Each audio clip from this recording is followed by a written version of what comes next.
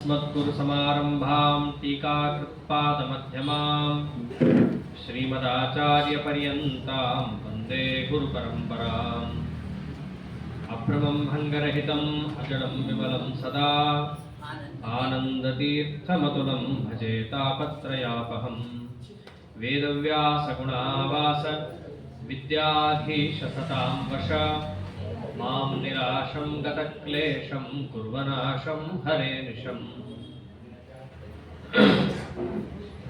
कान्ताय कल्याणगुणैकधाम्ने नमद्युनाथ प्रतिमप्रभाय नारायणायाखिलकारणाय श्रीप्राणनाथाय नमस्करोमि।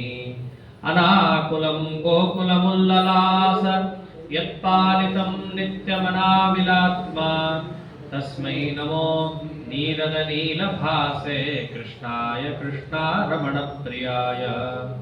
अपितृलोक्याः बहिरुल्लसन्ति तमोहरन्ति मुहुरान्तरञ्च दिश्यादृशं no विशदां जयन्ति मध्वस्य कीर्तिः दिननाथदीप्तिम्। श्रीगुरुभ्यो नमः। हरि ओಂ। ಆಚಾರ್ಯರ ದಿವ್ಯವಾದ ಆಕೃತಿ ಎರಡು ರೀತಿ.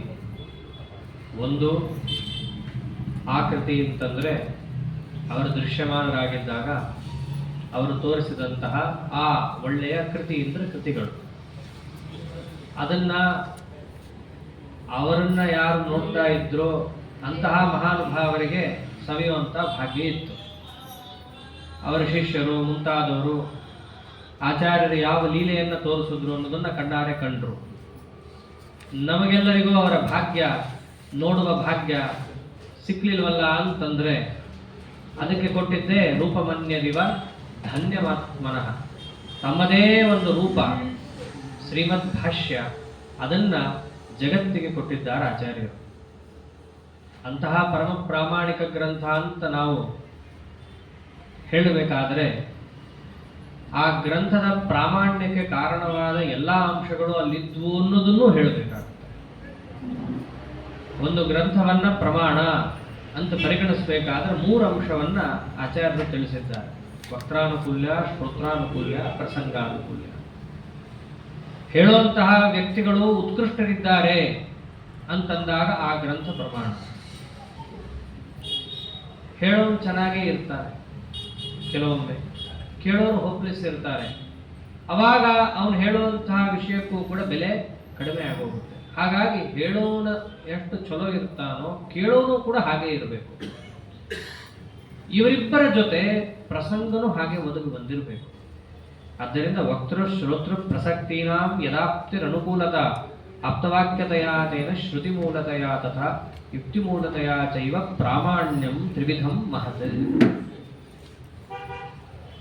ಆಚಾರ್ಯರ ಬ್ರಹ್ಮಸೂತ್ರ ಭಾಷ್ಯ ಯಾಕೆ ಪರಮ ಪ್ರಮಾಣ ಅಂತ ಬಂದಾಗ ಅದನ್ನು ಹೇಳುವಂಥವರು ದ್ವಾತ್ರಿಂಶ ಲಕ್ಷಣೋಪೇತರಾದಂತಹ ಜಗದ್ಗುರುಗಳಾದ ಆಚಾರ್ಯರು.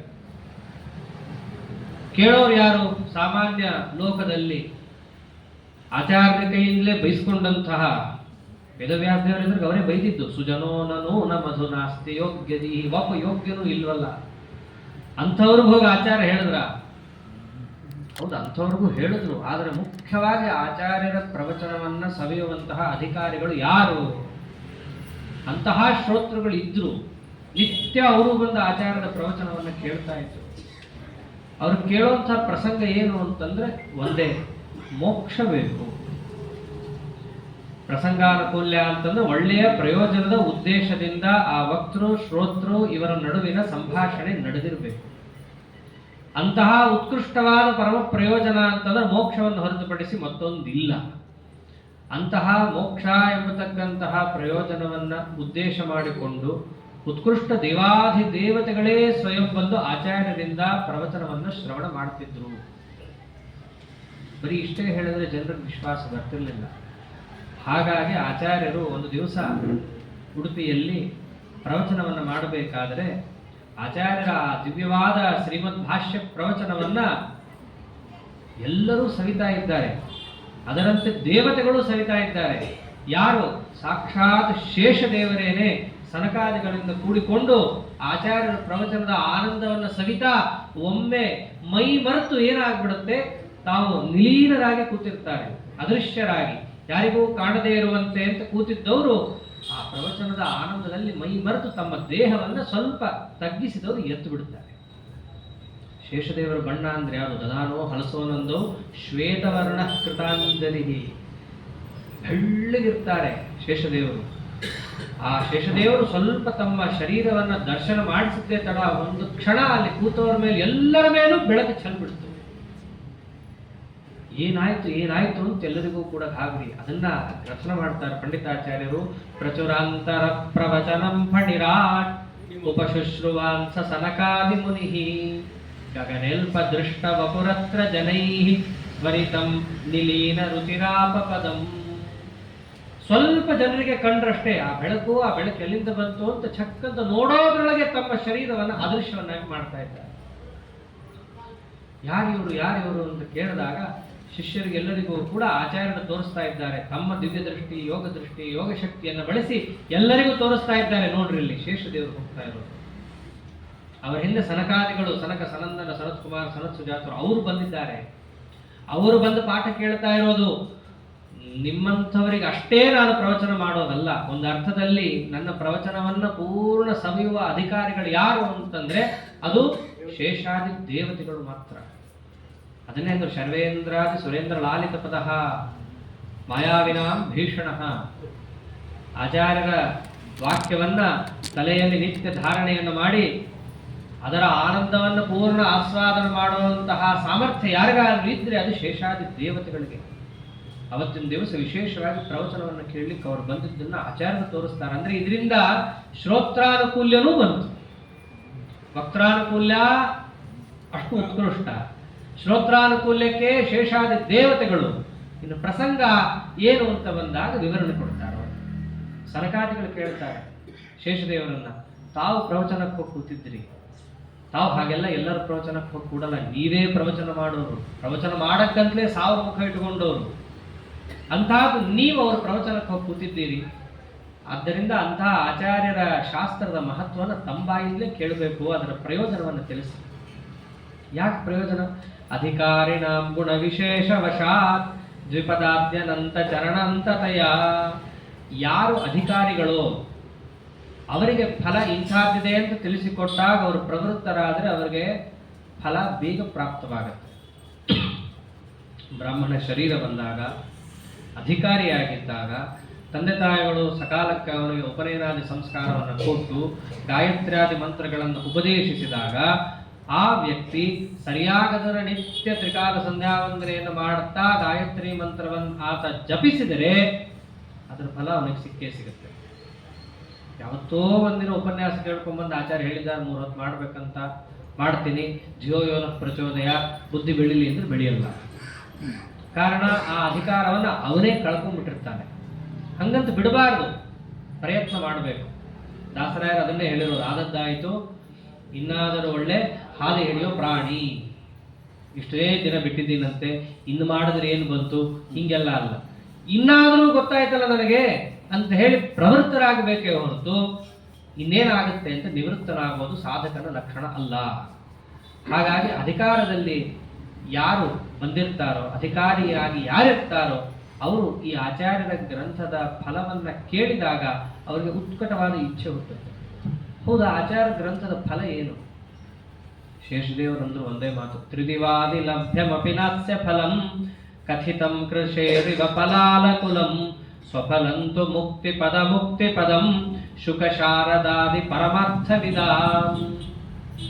ಆಚಾರ್ಯರ ಸಿದ್ಧಾಂತಕ್ಕಿರುವ ಪ್ರಯೋಜನ ಅಂತಂದ್ರೆ ಅದು ಮೋಕ್ಷ ಒಂದೇ. ಕಾರಣ ಶೇಷದೇವರಿಗೆ ಬೇರೆ ಪ್ರಯೋಜನ ಹೇಳಬೇಕಂತ ಇಷ್ಟನೇ ಆಗಲಿಲ್ಲ. ಯಾವುದು ಅತ್ಯಂತ ಉತ್ಕೃಷ್ಟನೋ ಅದನ್ನೇ ಹೇಳಬೇಕು ಅಂತ ಅವ್ರ ಮನಸ್ಸಲ್ಲಿ. ಅವಾಗ ಸನಕಾದಿಗಳು ಕೇಳಿದ್ರು, ಹಾಗಿದ್ರೆ ಶೇಷದೇವರೇ ನಾವೇನೋ ಶ್ರೀಮದಾಚಾರ್ಯ ಗ್ರಂಥ ಓದಕ್ಕಂತ ಬರ್ತೀವಿ, ಮೋಕ್ಷ ಸರಿ ಒಪ್ಪುದ್ವಿ, ಆ ಪ್ರಯೋಜನ ಅಂದ್ರೆ ಅಲ್ಲಿ ತನಕ ಒದ್ದಾಡೋದೇನಾ? ಮೋಕ್ಷ ಸಿಗೋ ತನಕ ಸಂಸಾರದಲ್ಲಿ ದುಃಖವೇನಾ? ಏನಾದರೂ ಸಂಸಾರದಲ್ಲಿ ನಮಗೆ ಸುಖ ಅಂಬೋದು ಆಚಾರ್ಯ ಗ್ರಂಥ ಹಿಡಿಯೋದ್ರಿಂದ ಆಗೋದೇ ಇಲ್ವಾ ಅಂತಂದ್ರೆ ಬಹಳ ಚೆನ್ನಾಗಂತಾರೆ, ಕಥಿತಂ ಕೃಷೇರಿವ ಫಲಾಲಕುಲಂ. ಒಬ್ಬ ಧಾನ್ಯವನ್ನು ಬೆಳಿತಾನೆ. ಯಾತಕ್ಕೆ ಬೆಳಿತಾನೆ? ಅಕ್ಕಿಗೋಸ್ಕರ ಬೆಳಿತಾನೆ. ಅದ್ರ ಜೊತೆ ಏನೇನು ಬೆಳೆಯುತ್ತೆ ಅವನಿಗೆ? ಎಲ್ಲಾದು ಕಳೆ ಗಿಡ ಬೆಳೆಯುತ್ತೆ, ಹೊಟ್ಟಿನಿಂದ ಎಲ್ಲವೂ ಬೆಳೆಯುತ್ತೆ. ಅಂದ್ರೆ ಇವನಿಗೆ ಬೇಕಾದ ಪ್ರಯೋಜನ ಧಾನ್ಯ ಅದನ್ನ ಪಡೆಯಬೇಕಾದ್ರೆ ಅದರ ಜೊತೆಗೆ ಬೇಡದಂತಹ ಎಷ್ಟೋ ವಸ್ತುಗಳು ಹೇಗೆ ಬರುತ್ತೋ ಹಾಗ ಆಚಾರ್ಯರ ಗ್ರಂಥವನ್ನು ಹಿಡಿದ್ರೆ ಮೋಕ್ಷ ಅನ್ನೋ ಧಾನ್ಯ ಸಿಗೋದು ನಿಶ್ಚಿತ. ಅದರ ಜೊತೆ ಯಾವ ಸಂಸಾರವನ್ನು ನೀವು ಬಿಡಬೇಕಲ್ಲ, ಆ ಸಂಸಾರಕ್ಕೆ ಬೇಕಾದಂತಹ ವೈಷಯಿಕ ಸುಖಗಳು ಅಂತೇನಿದ್ದಾವೆ ಅದು ಬೇಡ ಅಂದ್ರೂ ಬರುತ್ತೆ. ಆಚಾರ್ಯರ ಸಿದ್ಧಾಂತಕ್ಕೆ ಆ ಮಹತ್ವ ಇದೆ.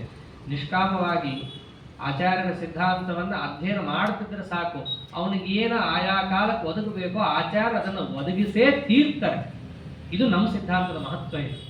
ಅವನು ಅದಕ್ಕೋಸ್ಕರ ಏನು ಕೂತು ಪಾರಾಯಣ ಮಾಡಬೇಕಾಗಿಲ್ಲ. ತಂತ್ರಸಾರ ಸಂಗ್ರಹ ಹಿಡ್ಕೊಂಡು ಅಥವಾ ಆಚಾರ್ಯರ ಶ್ರೀಮದ್ ಭಾಷ್ಯವನ್ನೇ ಹಿಡ್ಕೊಂಡು ನಾನು ಶ್ರೀಮಂತರಾಗಬೇಕು ಅಂತ ಹೇಳಿ 108 ಬಾರಿ ಪಾರಾಯಣ ಮಾಡುವ ಅಗತ್ಯ ಇಲ್ಲ. ವಿಷ್ಣು ಪ್ರೇರಣೆಯ ವಿಷ್ಣು ಪ್ರೀತ್ಯರ್ಥ ಮಾಡಿದ್ರೆ ಸಾಕು, ಅವನಿಗೆ ಅದೆಲ್ಲವೂ ಒದಗುತ್ತೆ. ಇದು ಆಚಾರ್ಯರ ಸಿದ್ಧಾಂತದ ಮಹತ್ವ. ಅದನ್ನೇ ಅಂದ್ರು, ಬೇಡ ಅಂದ್ರೂ ಬಂದು ಅವನ ಕಾಲ ಹತ್ರ ಬೀಳುತ್ತೆ ಅಂತಾರೆ. ಕಥಿತಂ ಕೃಷೇರಿವ ಫಲಾನುಕೂಲಂ. ಯಾರಾದರೂ ರೈತ ಕಳೆ ಗಿಡ ಬೆಳಿಲಿ ಅಂತ ಬೆಳೆಸ್ತಾನ? ಬೆಳೆಸಲ್ಲ. ಅವನು ಬೇಡ ಅಂದ್ರೆ ಹೆಂಗೆ ಬೆಳೆಯುತ್ತೋ ಸಾಂಸಾರಿಕ ಸುಖ ಎಂಬುದು ಆಚಾರ್ಯದ ಗ್ರಂಥವನ್ನ ನಿರಂತರ ಯಾರು ಅಧ್ಯಯನ ಮಾಡ್ತಾರೋ ಅವನಿಗದು ಕಟ್ಟಿಟ್ಟು ಬುದ್ಧಿ. ನಿಜವಾದ ಫಲ ಯಾವುದು? ಸ್ವಫಲಂತು ಮುಕ್ತಿ ಪದಂ ಶುಕ ಶಾರದಾದಿ ಪರಮಾರ್ಥ ವಿಧಾಂ. ಯಾವ ವೇದಾಭಿಮಾನಿನಿಯಾದ ಸರಸ್ವತಿ ದೇವಿ ವೇದದಲ್ಲಿ ತಿಳಿಸಿದ್ದಾಳೋ, ಶುಕಾಚಾರ್ಯರು ಭಾಗವತಾದಿ ಗ್ರಂಥಗಳಲ್ಲಿ ತಿಳಿಸಿದ್ದಾರೋ ಅಂತಹ ಮೋಕ್ಷವೇ ಆಚಾರ್ಯರ ಗ್ರಂಥಕ್ಕಿರುವ ಫಲ. ಮೋಕ್ಷ ಅಂತಂದ್ರೆ ಏನು ಅಂತ ವರ್ಣನೆ ಮಾಡ್ತಾ ಹೋಗ್ತಾರೆ. ಮೋಕ್ಷ ಅಂತಂದ್ರೆ ಬೇರೆಯವರು ಹೇಳಿದಂಗೆ ನಿರ್ಗುಣ ನಿರಾಕಾರನಾದದ್ದಲ್ಲ. ಮೋಕ್ಷ ಅಂತಂದ್ರೆ ಏನು ಉಪನಿಷತ್ತಲ್ಲಿ ತಿಳಿಸಿದ್ದಾರೋ, ದಕ್ಷನ್ ಕ್ರೀಡನ್ ರಮಮಾಣ, ತನ್ನ ಸ್ವರೂಪ ಸುಖವನ್ನು ಪರಮಾತ್ಮ ಒದಗಿಸ್ಲಿಕ್ಕೆ ಅಂತ ಏನು ತನ್ನ ಒಂದು ವಿಚಿತ್ರವಾದ ವಿಲಕ್ಷಣವಾದ ವಿಶಿಷ್ಟವಾದ ಲೋಕವನ್ನು ಇಟ್ಟಿದ್ದಾನೆ, ಅದು ಮೋಕ್ಷ. ಅಲ್ಲಿ ಬೇರೆ ಪ್ರಾಕೃತ ಪದಾರ್ಥಗಳೇ ಇಲ್ಲ. ಸ್ವಯಂ ರಮಾದೇವಿಯೇ ಪ್ರತಿಯೊಂದು ರೂಪದಲ್ಲೂ ಅಲ್ಲಿದ್ದು ಎಲ್ಲಾ ಮುಕ್ತರಿಗೂ ಕೂಡ ಸೌಖ್ಯವನ್ನು ಕೊಡ್ತಾ ಇದ್ದಾಳೆ. ಎಲ್ಲರಿಗೂ ನಿಯಾಮಕನಾಗಿ ಸ್ವಾಮಿಯಾಗಿ ಶ್ರೀಹರಿ ಇದ್ದಾನೆ.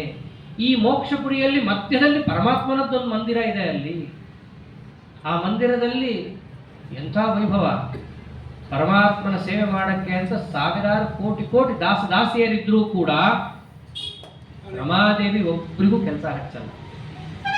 ನಿಜವಾದ ಪತಿವ್ರತಾ ಸ್ತ್ರೀ ಲಕ್ಷಣ ಏನು ಅಂತ ಇಲ್ಲಿ ತಿಳಿಸ್ತಾರೆ.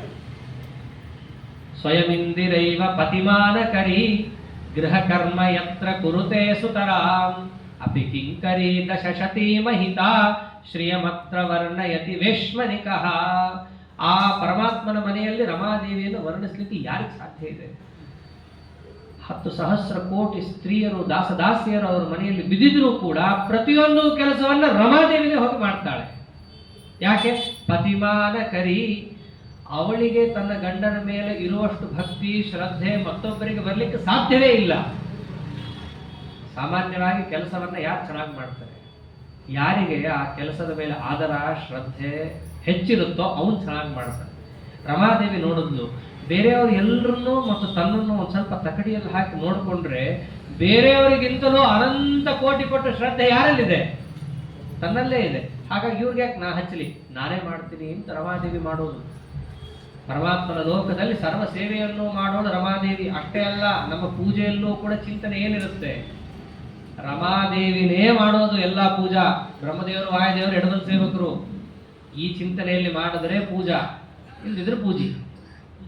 ನಮ್ಮ ಅನುಸಂಧಾನವೂ ಹಾಗೆ ಇರಬೇಕು. ಪರಮಾತ್ಮನ ಸಂಪೂರ್ಣ ಕೈಂಕರ್ಯವನ್ನು ಮಾಡುವಂತಹ ಏಕೈಕ ಅಧಿಕಾರಿಗಳು, ಸಾಕ್ಷಾತ್ ಕೈಂಕರ್ಯವನ್ನು ಮಾಡುವ ಅಧಿಕಾರಿಗಳು ಅಂದರೆ ರಮಾದೇವಿ. ಬ್ರಹ್ಮವಾಯುಗಳು ಅವರ ಮುಖಾಂತರ ಮಾಡಿಸ್ತಾರೆ, ರಮಾದೇವಿಯ ಮುಖಾಂತರ ಅವರು ಸೇವೆಯನ್ನು ಮಾಡೋರು. ಹೀಗೆ ಪರಮಾತ್ಮನ ಸೇವೆಯನ್ನು ನಿತ್ಯ ಮಾಡೋಳು. ಅದಕ್ಕೆ ಶೇಷದೇವ್ರ ಕಥೆಯಲ್ಲೇ ಬರುತ್ತೆ. ಅವರಂತೂ ಪರಮಾತ್ಮನ ಹಾಸಿಗೆಯಾಗಿ ಮಲ್ಕೊಂಡ್ಬಿಟ್ಟಿದ್ರು. ಎಷ್ಟಂತ ಮಲ್ಕೋತಾರೆ? ಮಲ್ಕೊಂಡೇ ಇದ್ರು. ಅದೊಂದು ಭಗವತ್ ಸೇವಾ. ದೊಡ್ಡ ತಪಸ್ಸನ್ನು ಮಾಡಿ ಪರಮಾತ್ಮನ ಆಸನ ಅಂತಾಗೋದು ಏನು ಸಾಮಾನ್ಯನಾ? ಅದನ್ನು ಪಡೆದಿದ್ರು. ಆದರೆ ನಿತ್ಯ ರಮಾದೇವಿ ಕೆಲಸ ಮಾಡೋದನ್ನು ನೋಡಿ ತಮ್ಮ ಇನ್ನೊಂದು ರೂಪವನ್ನು ತಗೊಂಡು ಹೋಗಿ ಕಾಲಿಗೆ ಬೀಳ್ತಾರೆ ರಮಾದೇವಿ. ಅವ್ವ, ಎಲ್ಲ ಕೆಲಸ ನೀವೇ ಮಾಡ್ತಾ ಇದ್ದೀರಿ, ನೀವೇ ಮಾಡೋರು, ಅದು ನನಗೂ ಗೊತ್ತಿದೆ. ಆದರೆ ನನ್ನಿಂದಲೂ ಒಂದೆರಡು ಸೇವಾ ತಗೋಬೇಕು, ನಾನು ಏನಾದ್ರು ಸೇವಾ ಮಾಡ್ತೀನಿ. ಭಗವತ್ ಮಂದಿರದಲ್ಲಿ ನಾನು ಏನು ಕೆಲಸ ಮಾಡಲಿ ಅಂತ ಪದೇ ಪದೇ ಕೇಳ್ಕೊಂಡಿದ್ದಕ್ಕೆ ರಮಾದೇವಿ ಶೇಷದೇವರು ಕೊಟ್ಟ ಕೆಲಸ ಏನು? ಅದು ಕಸ ಹೊಡೆಯೋದು. ಭಗವನ್ ಮಂದಿರದಲ್ಲಿ ಕಸ ಹೊಡೆಯೋ ಕೆಲಸ ಯಾರ್ದು ಅಂತಂದು ಶೇಷದೇವರು. ಅವ್ರಿಗೇನ್ರಿ ಬಹಳ ಕಷ್ಟನೇ ಇಲ್ಲ. 1000 ಹೆಡೆ ಒಂದು ಸರ್ತಿ ಹೆಡೆಯನ್ನು ಬೆಚ್ಚಿ ಊದಿದ್ರು ಅಂದ್ರೆ ಮುಗಿದೋಯ್ತು, ಕ್ಲೀನ್, ಇಡೀ ವೈಕುಂಠ ಕ್ಲೀನ್ ಆಗಿಬಿಡ್ಬೇಕು. ಅಂದ್ರೆ ಶೇಷದೇವರು ಅಷ್ಟು ದೊಡ್ಡ ಸ್ಥಾನದಲ್ಲಿದ್ದವರು, ಪರಮಾತ್ಮನ ಸೇವೆಯನ್ನು ಮಾಡಲೇಬೇಕು ಅಂತ ಹಠ ಮಾಡಿ ರಮಾದೇವಿಯನ್ನ ಬೇಡಿ ಸೇವೆಯನ್ನು ಮಾಡೋರು. ಅಂದ್ರೆ ಅಷ್ಟು ಬೇಡಿದಾಗ ಸೇವಾ ಭಾಗ್ಯವನ್ನು ಕೊಡೋಳು ರಮಾದೇವಿ. ಇಲ್ಲದಿದ್ರೆ ಎಲ್ಲ ತಾನೇ ಮಾಡ್ಕೊಂಡು ಹೋಗ್ತಾಳೆ. ಶೇಷದೇವರಿಗೆ ಕೊಟ್ಟರು ಅವ್ರ ಒಳಗೆ ನಿಂತು ಮಾಡೋಳು ತಾನೇನೆ. ಹೀಗೆ ರಮಾದೇವಿ ಪ್ರತಿಯೊಂದು ಕೆಲಸವನ್ನ ತಾನೇ ಮಾಡೋಳು. ಹೀಗಲ್ಲಿ ಮೋಕ್ಷದಲ್ಲಿರೋ ವೈಭವನೇ ಬೇರೆ, ಅಲ್ಲಿ ಮುಕ್ತರು ಇರುವಂತಹ ವೈಭವ, ಆ ಮುಕ್ತರ ನಿಯತ ಪತಿಪತ್ನಿಯರು ಬೇರೆ. ಹೀಗೆ ಆ ಮುಕ್ತರಿಗೆ ಪರಮಾತ್ಮ ಎಷ್ಟು ಆನಂದ ಕೊಡ್ತಾನೆ ಅಂತಂದ್ರೆ, ಯಾವ ಪರಮಾತ್ಮನನ್ನ ಕಾಣಲಿಕ್ಕೆ ಸಂಸಾರಾವಸ್ಥೆಯಲ್ಲಿ ಕೋಟಿ ಕೋಟಿ ಜನ್ಮ ತಪಸ್ಸು ಮಾಡಿರ್ತಾನೋ ಅಂತಹ ಪರಮಾತ್ಮನ ರೂಪವನ್ನು ನಿತ್ಯ ತನ್ನ ಕಣ್ಣೆದುರಿಗೆ ನೋಡ್ತಾನೆ. ಎಷ್ಟು ಸಾಲೋಕ್ಯ, ಸಾಮೀಪ್ಯ, ಸಾಯುಜ್ಯ, ಸಾರೂಪ್ಯ ಮುಂತಾದಂತಹ ನಾನಾ ವಿಧವಾದ ಸೌಖ್ಯವನ್ನು ಅವರಿಗೆ ಕೊಡ್ತಾ ನೆನೆದಾಗ ತನ್ನ ರೂಪ ಅವ್ರ ಎದುರಿಗೆ ಬರಬೇಕು. ಹೀಗೆ ಆ ಪರಮಾತ್ಮನ ರೂಪವನ್ನು ಅವರು ನೋಡ್ತಾ ಇದ್ರೆ ಅವರಂತಾರಂತೆ ಆಶ್ಚರ್ಯ ರತ್ನೇಶ್ವಧಿಕಂ ಜಗತ್ರಯೇ ಪ್ಯಾಶ್ಚರ್ಯಮಾಶ್ಚರ್ಯ ಮಹೋ ಮುಹುರ್ಮುಹು ಸೌಂದರ್ಯ ಸಾರೈಕರ ಸಂಭ್ರಮಾಪತೆ ರೂಪಂ ಸದಾನಂದಯತೀಹ ಮೋಕ್ಷಿಣಃ. ಆಶ್ಚರ್ಯ ರತ್ನೇಶ್ವಧಿಕಂ ಜಗತ್ರಯೇ. 3 ಲೋಕದಲ್ಲಿ ಎಷ್ಟೋ ಆಶ್ಚರ್ಯಗಳಿದ್ದಾವೆ ಅಂತ ಕೇಳ್ತಾ ಇರ್ತೀವಿ. ಅವೆಲ್ಲವನ್ನೂ ಕೂಡ ಪರಮಾತ್ಮನ ಮುಂದಿಟ್ಟರೆ ಅದು ಏನೂ ಅಲ್ಲ. ಇವರು ಎಂಥವನು? ಆಶ್ಚರ್ಯ ರತ್ನೇಶ್ವಧಿಕಂ ಜಗತ್ರೇ. 3 ಲೋಕದಲ್ಲೂ ಅತ್ಯಂತ ಆಶ್ಚರ್ಯತಮನಾದಂತಹ ವಸ್ತು ಇವನು. ಇವನನ್ನು ನಾವು ಏನಂತ ಕರೀತೀವಿ? ಆಶ್ಚರ್ಯ ಆಶ್ಚರ್ಯ ಆಶ್ಚರ್ಯ ಅಷ್ಟೇ ಕರಿಬೋದು ಇವನನ್ನ, ಇನ್ನೇನು ಕರೆಯಕ್ಕಾಗಲ್ಲ. ಪರಮಾತ್ಮನನ್ನ ಶಾಸ್ತ್ರಗಳಲ್ಲಿ ಅನಿರ್ವಾಚ್ಯ ಅಂತ ಕರೆದಿದ್ದಾರೆ. ಇದನ್ನೇ ಪರವಾದಿಗಳು ಏನೇನೋ ಅರ್ಥ ಮಾಡ್ಕೊಂಡ್ಬಿಟ್ರು. ಅಲ್ಲಿ ಅನಿರ್ವಾಚ್ಯ ಅಂದ್ರೆ ಬೇರೇನಲ್ಲ, ಅದ್ಭುತತ್ವಾದ್ ಅನಿರ್ವಾಚ್ಯಂ ವಾಚ್ಯಂ ಸರ್ವಾಗಮೋಕ್ತಿತಃ. ಪರಮಾತ್ಮನನ್ನ ನಾವು ಅನಿರ್ವಾಚ್ಯ ಅವಾಚ್ಯ ಅಂತ ಕರೆಯೋದು ಯಾವ ಅರ್ಥದಲ್ಲಿ? ಅವನು ಅತ್ಯದ್ಭುತ, ಅತ್ಯಾಶ್ಚರ್ಯ ವಸ್ತು. ಶಬ್ದದಿಂದ ಅವನನ್ನು ಪೂರ್ಣ ಬಣ್ಣಿಸ್ಲಿಕ್ಕೆ ಸಾಧ್ಯ ಇಲ್ಲ ಅಂತ ಹಂಗೆ ಕರಿತೀವಿ ಹೊರತು ಅವನು ಪರವಾದಿಗಳು ಹೇಳುವಂತೆ ಅವಾಚ್ಯ ಅಲ್ಲ. ಮತ್ತೇನು? ವಾಚ್ಯಂ ಸರ್ವಾಗಮೋಕ್ತಿತಃ. ಸಮಸ್ತ ವೇದಶಾಸ್ತ್ರಗಳಿಂದ ಪ್ರತಿಪಾದ್ಯವಾಗಿದ್ದಾನೆ ಸಾಕ್ಷಾತ್ ಶ್ರೀಹರಿ. ಹೀಗೆ ಮುಕ್ತರಲ್ಲಿ ಪರಮಾತ್ಮನನ್ನ ನೋಡಿದಾಗಲೇ ಏನಂತಾರೆ? ಆಶ್ಚರ್ಯ ಮಾಶ್ಚರ್ಯ ಮಾಶ್ಚರ್ಯ ಇಷ್ಟೇ ಹೇಳ್ತಿರ್ತಾರೆ. ನಿತ್ಯ ಪರಮಾತ್ಮನ ರೂಪವನ್ನು ನೋಡ್ತಾ ಇರ್ತಾರೆ. ಮೋಕ್ಷ ಅಂತಂದ ಮಾತ್ರಕ್ಕೆ ಎಲ್ಲರೂ ಕೂಡ ಒಂದೇ ರೀತಿ ಇರ್ತಾರೆ ಅಂತಲ್ಲ, ಜೀವ ಸ್ವರೂಪವೂ ಭಿನ್ನ ಭಿನ್ನ. ಅಲ್ಲಿ ಕೆಲವರು ಏನ್ ಮಾಡ್ತಾರೆ?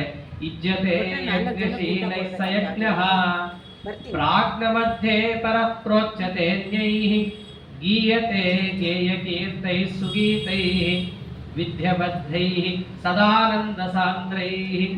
ಆ ಮೋಕ್ಷದಲ್ಲಿ ಕೆಲವರು ಏನ್ ಮಾಡ್ತಾರಂತ ಯಜ್ಞ ಮಾಡ್ತಾ ಇರ್ತಾರೆ. ಯಾಕೆ? ಯಜ್ಞೋ ಯಜ್ಞಪತಿ ಯಜ್ವಾ ಯಜ್ಞಾಂಗೋ ಯಜ್ಞವಾ. ಅವರ ಪ್ರೀತಿಗೋಸ್ಕರ ಇವರು ಯಜ್ಞ ಮಾಡ್ತಾ ಇರ್ತಾರೆ. ಇನ್ನು ಕೆಲವರು ಏನ್ ಮಾಡ್ತಾರೆ? ಪ್ರಾಜ್ಞ ಮಧ್ಯೆ ಪರ ಪ್ರೋಚ್ಯತೆ. ಅಲ್ಲೂ ಬ್ರಹ್ಮದೇವರಿದ್ದಾರೆ, ಅಲ್ಲೂ ದೊಡ್ಡ ದೊಡ್ಡ ದೇವಾದಿ ದೇವತೆಗಳಿದ್ದಾರೆ. ಅವ್ರ ಹಿಂದೆ ಪಾಠಕ್ಕೆ ಅಂತ ಹೇಳಿ ಅಲ್ಲೂ ಪುಸ್ತಕ ಹಿಡ್ಕೊಂಡು ಹೋಗ್ತಾರೆ. ಇನ್ನು ಕೆಲವರು ಗೀಯತೆ ಗೇಯಕೀರ್ತೈ ಸುಗೀತೈ. ಇನ್ನು ಕೆಲವರು ಅಲ್ಲೇನೆ ನಾವು ಕೂಡ ಹಾಡು ಹೇಳ್ತೀವಿ ಅಂತ ಹೇಳಿ ಪರಮಾತ್ಮನ ಪ್ರೀತಿಗೋಸ್ಕರ ಅವ್ರು ಹಾಡು ಹೇಳ್ತಾ ಅವ್ರು ಕೂತಿರ್ತಾರೆ. ಇವೆಲ್ಲ ಯಾಕೆ ಮಾಡ್ತಿರ್ರೋ ಅಂತ ದೇವ್ರು ಕೇಳ್ತಾನೆ. ಇವೆಲ್ಲ ಯಾತಕ್ಕೆ ಮಾಡಬೇಕು? ಮೋಕ್ಷಕ್ಕೋಸ್ಕರ ಮಾಡಬೇಕು. ಸಿಕ್ಕಾಗಿದೆಯಲ್ಲ ಅದಕ್ಕೆ ಅವರಂತಾರೆ ವಿದ್ಯಬದ್ಧೈ ಸದಾನಂದ ಸಾಂದ್ರೈ. ಸ್ವಾಮಿ, ಇದೇನು ನನಗೆ ವಿಧಿ ಇಲ್ಲ, ಮಾಡಲೇಬೇಕಂತೇನು ನಿಯಮ ಇಲ್ಲ, ಆದ್ರೆ ಯಾಕೆ ಮಾಡ್ತೀವಿ? ಆನಂದ ಸಾಂದ್ರೈ. ನಂಗೆ ಹಂಗೆ ಮಾಡೋದ್ರಿಂದ ಖುಷಿ, ಹಂಗೆ ಮಾಡ್ತೀವಿ ಅಷ್ಟೇ. ಅವ್ರ ಸ್ವರೂಪನೇ ಹಾಗಿರುತ್ತೆ. ಅವ್ರ ಒಳಗಡೆಯಿಂದಲೇನೆ ನಾವು ಪರಮಾತ್ಮನನ್ನ ಯಜ್ಞದಿಂದ ಸುಪ್ರೀತಿ ಪಡಿಸ್ಬೇಕು ಅಷ್ಟೇ.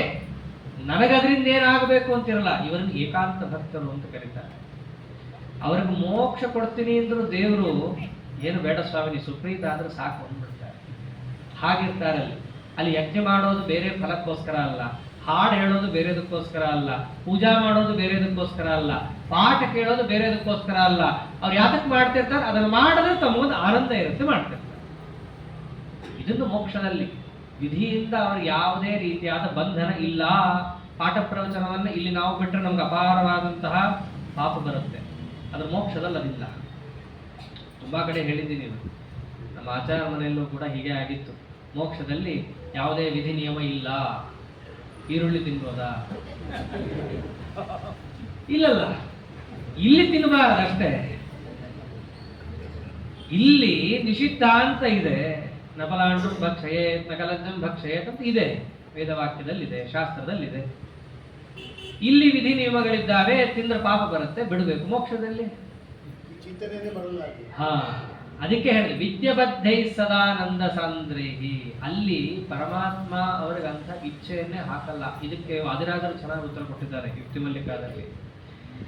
ನಾವು ಇಂಥ ಲೌಕಿಕವಾದ ಪದಾರ್ಥವನ್ನ ಇಲ್ಲೇನು ಬಿಟ್ಟಿದ್ದೀವಿ, ಅಲ್ಲದು ಯಾಕೆ ತಿನ್ನಬಾರ್ದು ಅಂತ ಕೇಳೋದು ಪಕ್ಕಕ್ಕೆ ಇಡೋಣ. ಅವನಿಗೆ ಏನು ಬೇಕೋ ಎಲ್ಲವೂ ಸಿಗತ್ತೆ, ಅವನಿಗೆ ಯಾವ ವಿಧಿ ನಿಷೇಧ ಇಲ್ಲ ಅನ್ನೋದಾದ್ರೆ ಲಕ್ಷ್ಮೀಪತಿತ್ವನೇ ಅವನು ಯಾಕೆ ಅಪೇಕ್ಷೆ ಪಡಬಾರ್ದು? ಅಪೇಕ್ಷೆನೇ ಪಡೋದಾದ್ರೆ ಈರುಳ್ಳಿ ಯಾಕೆ ಅಪೇಕ್ಷೆ ಪಡಬೇಕು? ಲಕ್ಷ್ಮೀಪತಿನೇ ಆಗಬೇಕು ಅಂತ ಅವನ ಅಪೇಕ್ಷೆ ಯಾಕೆ ಪಡಬಾರ್ದು? ಅದಕ್ಕೆ ಅವ್ರು ಚೆನ್ನಾಗಿ ಉತ್ತರ ಕೊಡ್ತಾರೆ ಯುಕ್ತಿ ಮಲ್ಲಿಕಾದಲ್ಲಿ. ನೀವು ಎಲ್ಲಿಗೆ ಹೋದ್ರು ಪರಮಾತ್ಮನ ಬಂಧನಕ್ಕೆ ಒಳಗಾಗೇ ಇರ್ತೀರಾ. ಮೋಕ್ಷಕ್ಕೆ ಹೋದ್ರು ನಿಮ್ಗೊಂದು ಇಚ್ಛಾ ಬಂಧನ ಹಾಕೇ ಕಳಿಸಿರ್ತಾನೆ. ಮನಸ್ಸಿಗೆ ಬಂದಂಗೆ ನಿಮ್ಗೆ ಇಚ್ಛಾನು ಮಾಡಕ್ ಬರಲ್ಲ. ಅವನು ಏನನ್ನ ಪ್ರೇರಣೆ ಮಾಡ್ತಾನೋ ಅಷ್ಟೇ ನಿಮಗೂ ಇಚ್ಛಾ ಬರೋದು. ರಾಮಾನುಜಾಚಾರ್ಯರ ಮತವನ್ನು ನಿರಾಕರಣೆ ಮಾಡ್ಬೇಕಾದ್ರೆ ರಾಜರು ಇವೆಲ್ಲ ತಿಳಿಸ್ಕೊಡ್ತಾರೆ. ಅಲ್ಲಿ ಹೋದ್ರೂ ಕೂಡ ಪರಮಾತ್ಮನ ಇಚ್ಛೆಯನ್ನ ಮೀರಿ ನಾನೇನೋ ಅಪೇಕ್ಷೆ ಪಡ್ತೀನಿ ಅಂತಂದ್ರೆ ಪಡಕ್ ಆಗಲ್ಲ. ಮತ್ ಹೇಳ್ತಾರಲ್ಲ, ಎಂ ಸುಖಿ ಕಾಮಯ ತೀರ್ಥಮತ್ರ ಸಂಕಲ್ಪ ಮಾತ್ರ ಸಕಲೋಪಿ ಸಸ್ಯಾತ್. ಏನೇನ್ ಅಪೇಕ್ಷೆ ಪಡ್ತಾನೋ ಅವೆಲ್ಲವೂ ಸಿಗುತ್ತೆ ಅಂದ್ರೆ ಏನರ್ಥ? ದೇವರ ಇಚ್ಛೆಯಂತೆ ಪ್ರೇರಿತನಾಗಿ ಏನೇನ್ ಅಪೇಕ್ಷೆ ಪಡ್ತಾನೋ ಅದೆಲ್ಲವೂ ಸಿಗುತ್ತೆ. ಮೋಕ್ಷದಲ್ಲಿ ವಿಶೇಷ ಅಂದ್ರೆ ಅವರಿಗೆ ಅಂತಹ ದುಷ್ಟ ವಿಷಯಗಳ ಇಚ್ಛೆಯೇ ಬರಲ್ಲ. ಅಂತಹ ಸ್ಥಿತಿಯನ್ನು ಮುಟ್ಟಿದಾಗಲೇ ಅವನಿಗೆ ಮೋಕ್ಷ ಸಿಗೋದು.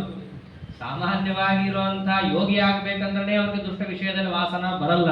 ಅಂಥದ್ದು ಮೋಕ್ಷಕ್ಕೆ ಹೋಗಬೇಕಂದ್ರೆ ಸುತರಾಮ್ ಅವನಂಥ ಕಾಮಕ್ರೋಧಾದಿಗಳನ್ನು ಬಿಟ್ಟೇ ಹೋಗಿರ್ತಾನಾದ್ದರಿಂದ ಆ ಪ್ರಶ್ನೆಯೇ ಹುಟ್ಟಲ್ಲ.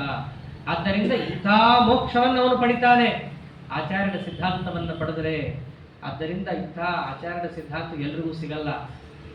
ಎಷ್ಟೋ ಜನ್ಮಗಳ ಗಟ್ಟಲೆ ಸಾಧನೆಯನ್ನು ಮಾಡಿದ ಮೇಲೆ ಆ ಸಾಧನೆಯ ಪರಿಪಾಕ ಅನ್ನುವಂತೆ ಅವನಿಗೆ ಒಂದು ಮಾಧ್ವ ಜನ್ಮ ಅಂತ ದೇವರು ಕೊಟ್ಟಿರ್ತಾನೆ.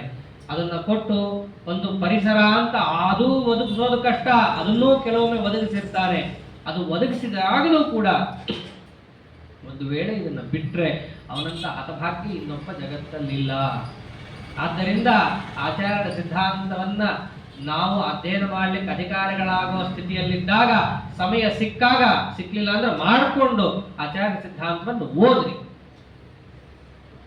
ಓದಿದ್ರಿಂದ ಏನಾಗುತ್ತೆ ಅಂದ್ರು, ಮಹಾನಂದ ತೀರ್ಥಸ್ಯ ಯೇ ಭಾಷ್ಯ ಭಾವಂ ಮನೋವಾಗ್ಭಿರಾವರ್ತಯಂತೆ ಸ್ವಶಕ್ತ್ಯ ಸುರಾದ್ಯಾಹ ನರಾಂತಾಹ ಮುಕುಂದ ಪ್ರಸಾದಾತ್ ಇಮಂ ಮೋಕ್ಷಮೇತೆ ಭಜಂತೆ ಸದೇತಿ.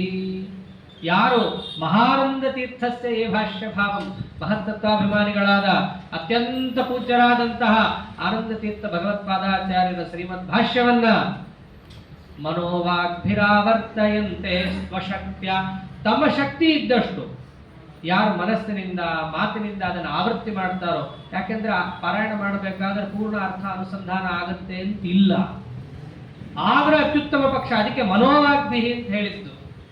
ಮನಸ್ಸಿನಲ್ಲಿ ಆಯಾ ಅರ್ಥಗಳು ಗುರುಗಳು ಎಷ್ಟು ಹೇಳಿದ್ದಾರೋ ತಮ್ಮ ಮನಸ್ಸಿನಲ್ಲಿ ಬರ್ತಿದ್ರೆ ಅದು ಅತ್ಯುತ್ತಮ ಪಕ್ಷ. ಕೆಲವೊಮ್ಮೆ ಆಗಲ್ಲ, ದಿನಾ ವಾಯಸ್ಸುತಿ ಹೇಳ್ತೀವಿ, ಯಾರಿಗಾದ್ರೂ ಪೂರ್ಣ ಅರ್ಥಾನುಸಂಧಾನ ಆಗುತ್ತಾ? ಕ್ಷುತ್ಕ್ಷಾಮ ಕ್ಷೋರದ ಯಾರಿಗಾಗತ್ರಿ? ಅಲ್ಲಿ ಹೇಳೋದೇ ದೊಡ್ಡ ವಿಷಯ ಆಗಿರುತ್ತೆ. ಆದ್ರೆ ಬರಬೇಕು, ಬರೋದು ಅತ್ಯುತ್ತಮ ಪಕ್ಷ. ಬರಲ್ಲ ನನಗೆ ಅರ್ಥಾನುಸಂಧಾನ ಅಂತ ಹೇಳಿ ಬಿಡಬಾರ್ದು. ಮನೋ ವಾಗ್ಭಿರಾವರ್ತಯಂತೆ ಸ್ವಶಕ್ತ್ಯ, ತನ್ನ ಶಕ್ತಿ ಇದ್ದಷ್ಟು ಅದನ್ನು ಪಾರಾಯಣ ಮಾಡ್ರಿ. ನಿತ್ಯ ಆಚಾರ್ಯರು ಒಂದಲ್ಲ ಒಂದು ಗ್ರಂಥವನ್ನು ಹೇಳ್ರಿ. ಅವ್ರಿಗೆ ಗೊತ್ತು ನಮ್ಮ ಹಿಂದಿನವ್ರಿಗೆ ಏನು ಹೇಳಲ್ಲ ಅಂತ. ಊಟ ಅಂತ ಮಾಡ್ತೀವಲ್ಲ, ಅದಕ್ಕೆ ಏನೋ ಒಂದು ಆಚಾರ್ಯ ಗ್ರಂಥವನ್ನು ಸೇರಿಸೋದು, ಅದನ್ನು ಹೇಳೋದ್ರಿಂದ ಊಟದಲ್ಲಿರುವ ದೋಷ ಪರಿಹಾರ ಆಗಲಿ ಅಂತ ಹೇಳಿ ಒಂದಂತೂ ಇಟ್ಟೇ ಬಿಟ್ರು, ದ್ವಾದಶ ಸ್ತೋತ್ರ ಇಟ್ರು. ಸ್ನಾನ ಆದ ಕೂಡಲೇ ಸುಮ್ಮನಿರಬೇಡ್ರಿ ಅಂತ ಹೇಳಿ ಒಂದು ಆಚಾರ ಗ್ರಂಥ ಇಟ್ರು. ಪಾಂತಸ್ಮಾನ್ ಪುರುಹೂತ ವೇರಿ ಬಲವನ್ ಅವ್ರ ಗ್ರಂಥ ಇಟ್ರು. ನಮ್ಮ ಹಿಂದಿನವರು ಅವೆಲ್ಲ ನೋಡೇ ಮಾಡಿದ್ದಾರೆ.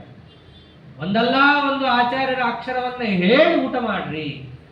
ಊಟ ಮಾಡೋದಂತೂ ಮಾಡ್ತೀರಾ, ಅವ್ರ ಸ್ಮರಣೆ ಮಾಡಿ ಮಾಡ್ರಿ. ಅವ್ರ ಸ್ಮರಣೆ ಅಂತಂದ್ರೆ ಅವ್ರ ಚರಿತ್ರೆಯ ಸ್ಮರಣೆ ಹೇಗೋ ಇದು ಕೂಡ ಗುರುಣಾಂ ಆಕೃತಿಂ ಸ್ಮರೆ. ಆಚಾರ್ಯರ ಕೃತಿಯಾದಂತಹ ಗ್ರಂಥಗಳೇನೇನಿದ್ದಾವೆ ಒಂದು ಅಕ್ಷರ ಅದನ್ನು ಹೇಳೋದು ಕೂಡ ನಮ್ಮ ಸಮಸ್ತ ವಿಘ್ನ ಪರಿಹಾರಕ ಸರ್ವಾಭೀಷ್ಟಪ್ರದ. ಅಂತಹ ಆಚಾರ್ಯರ ಗ್ರಂಥವನ್ನ ಓದೋ ಅಧಿಕಾರ ಸಿಕ್ಕಾಗ ಓದ್ರಿ. ಮನೋವಾಗ್ಭಿರ ಆವರ್ತಯಂತೆ ಸ್ವಶಕ್ತ್ಯ. ಏನೋ ನೀವೊಬ್ಬರೇ ಅಲ್ಲ, ಮಾಡೋರು ಯಾರು? ಸುರಾದ್ಯಾಹ ನರಾಂತಾಹ. ರುದ್ರಾದಿ ದೇವತೆಗಳು ಕೂಡ ಮೋಕ್ಷ ಬೇಕು ಅಂದ್ರೆ ಇವ್ರ ಗ್ರಂಥ ಹೇಳ್ಕೊಂಡೇ ಬರಬೇಕು, ಇವ್ರ ಹತ್ರ ಹೋಗಬೇಕು, ಇವರ ಉಪಾಸನೆಯನ್ನು ಮಾಡಬೇಕು. ಶೇಷದೇವರಾಗಬೇಕಂದ್ರೆ ಶೇಷದೇವರೇ ಹೇಳ್ಕೊತಾರೆ. ನಾನು ಇವರ ಶೇಷ ಪದವಿಗೆ ಬರಬೇಕಂದ್ರೂ ಕೂಡ ಇವ್ರ ಹತ್ರ 40 ಕಲ್ಪ ಓದಿ ಬಂದಿದ್ದೀನಿ.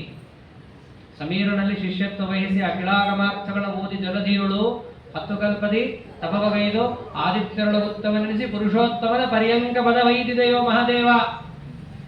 ನಾನು ಶೇಷದೇವರು ಹೇಳ್ತಾ ಇರೋದು ಇವೆಲ್ಲ ಮಾತು. ನಾನು ಈ ಶೇಷ ಪದವಿಗೆ ಬರ್ಬೇಕಂದ್ರೆ ಅವ್ರ ಹತ್ರ ಪಾಠ ಓದಿದ್ದೀನಿ.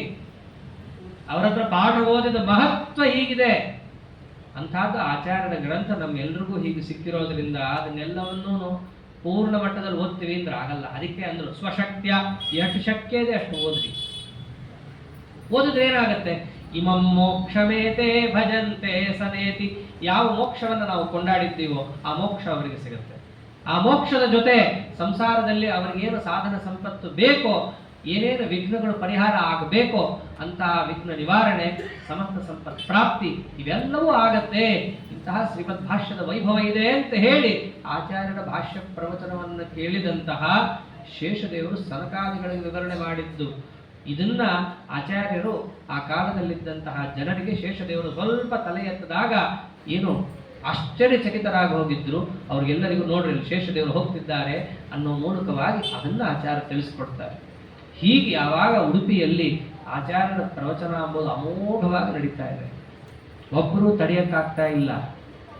ಆ ಕಾಲದಲ್ಲಿ ಹೆಂಗಾರು ಮಾಡಿ ಆಚಾರ್ಯರ ವರ್ಚಸ್ಸನ್ನ ನಿಲ್ಲಿಸಬೇಕು, ತಗ್ಗಿಸಬೇಕು, ಇಲ್ಲ ಅನ್ನಿಸ್ಬೇಕು ಅಂತ ಹೇಳಿ ಒಂದು ದುಷ್ಟಕೂಟ ವಿಚಾರವನ್ನು ಮಾಡುತ್ತೆ.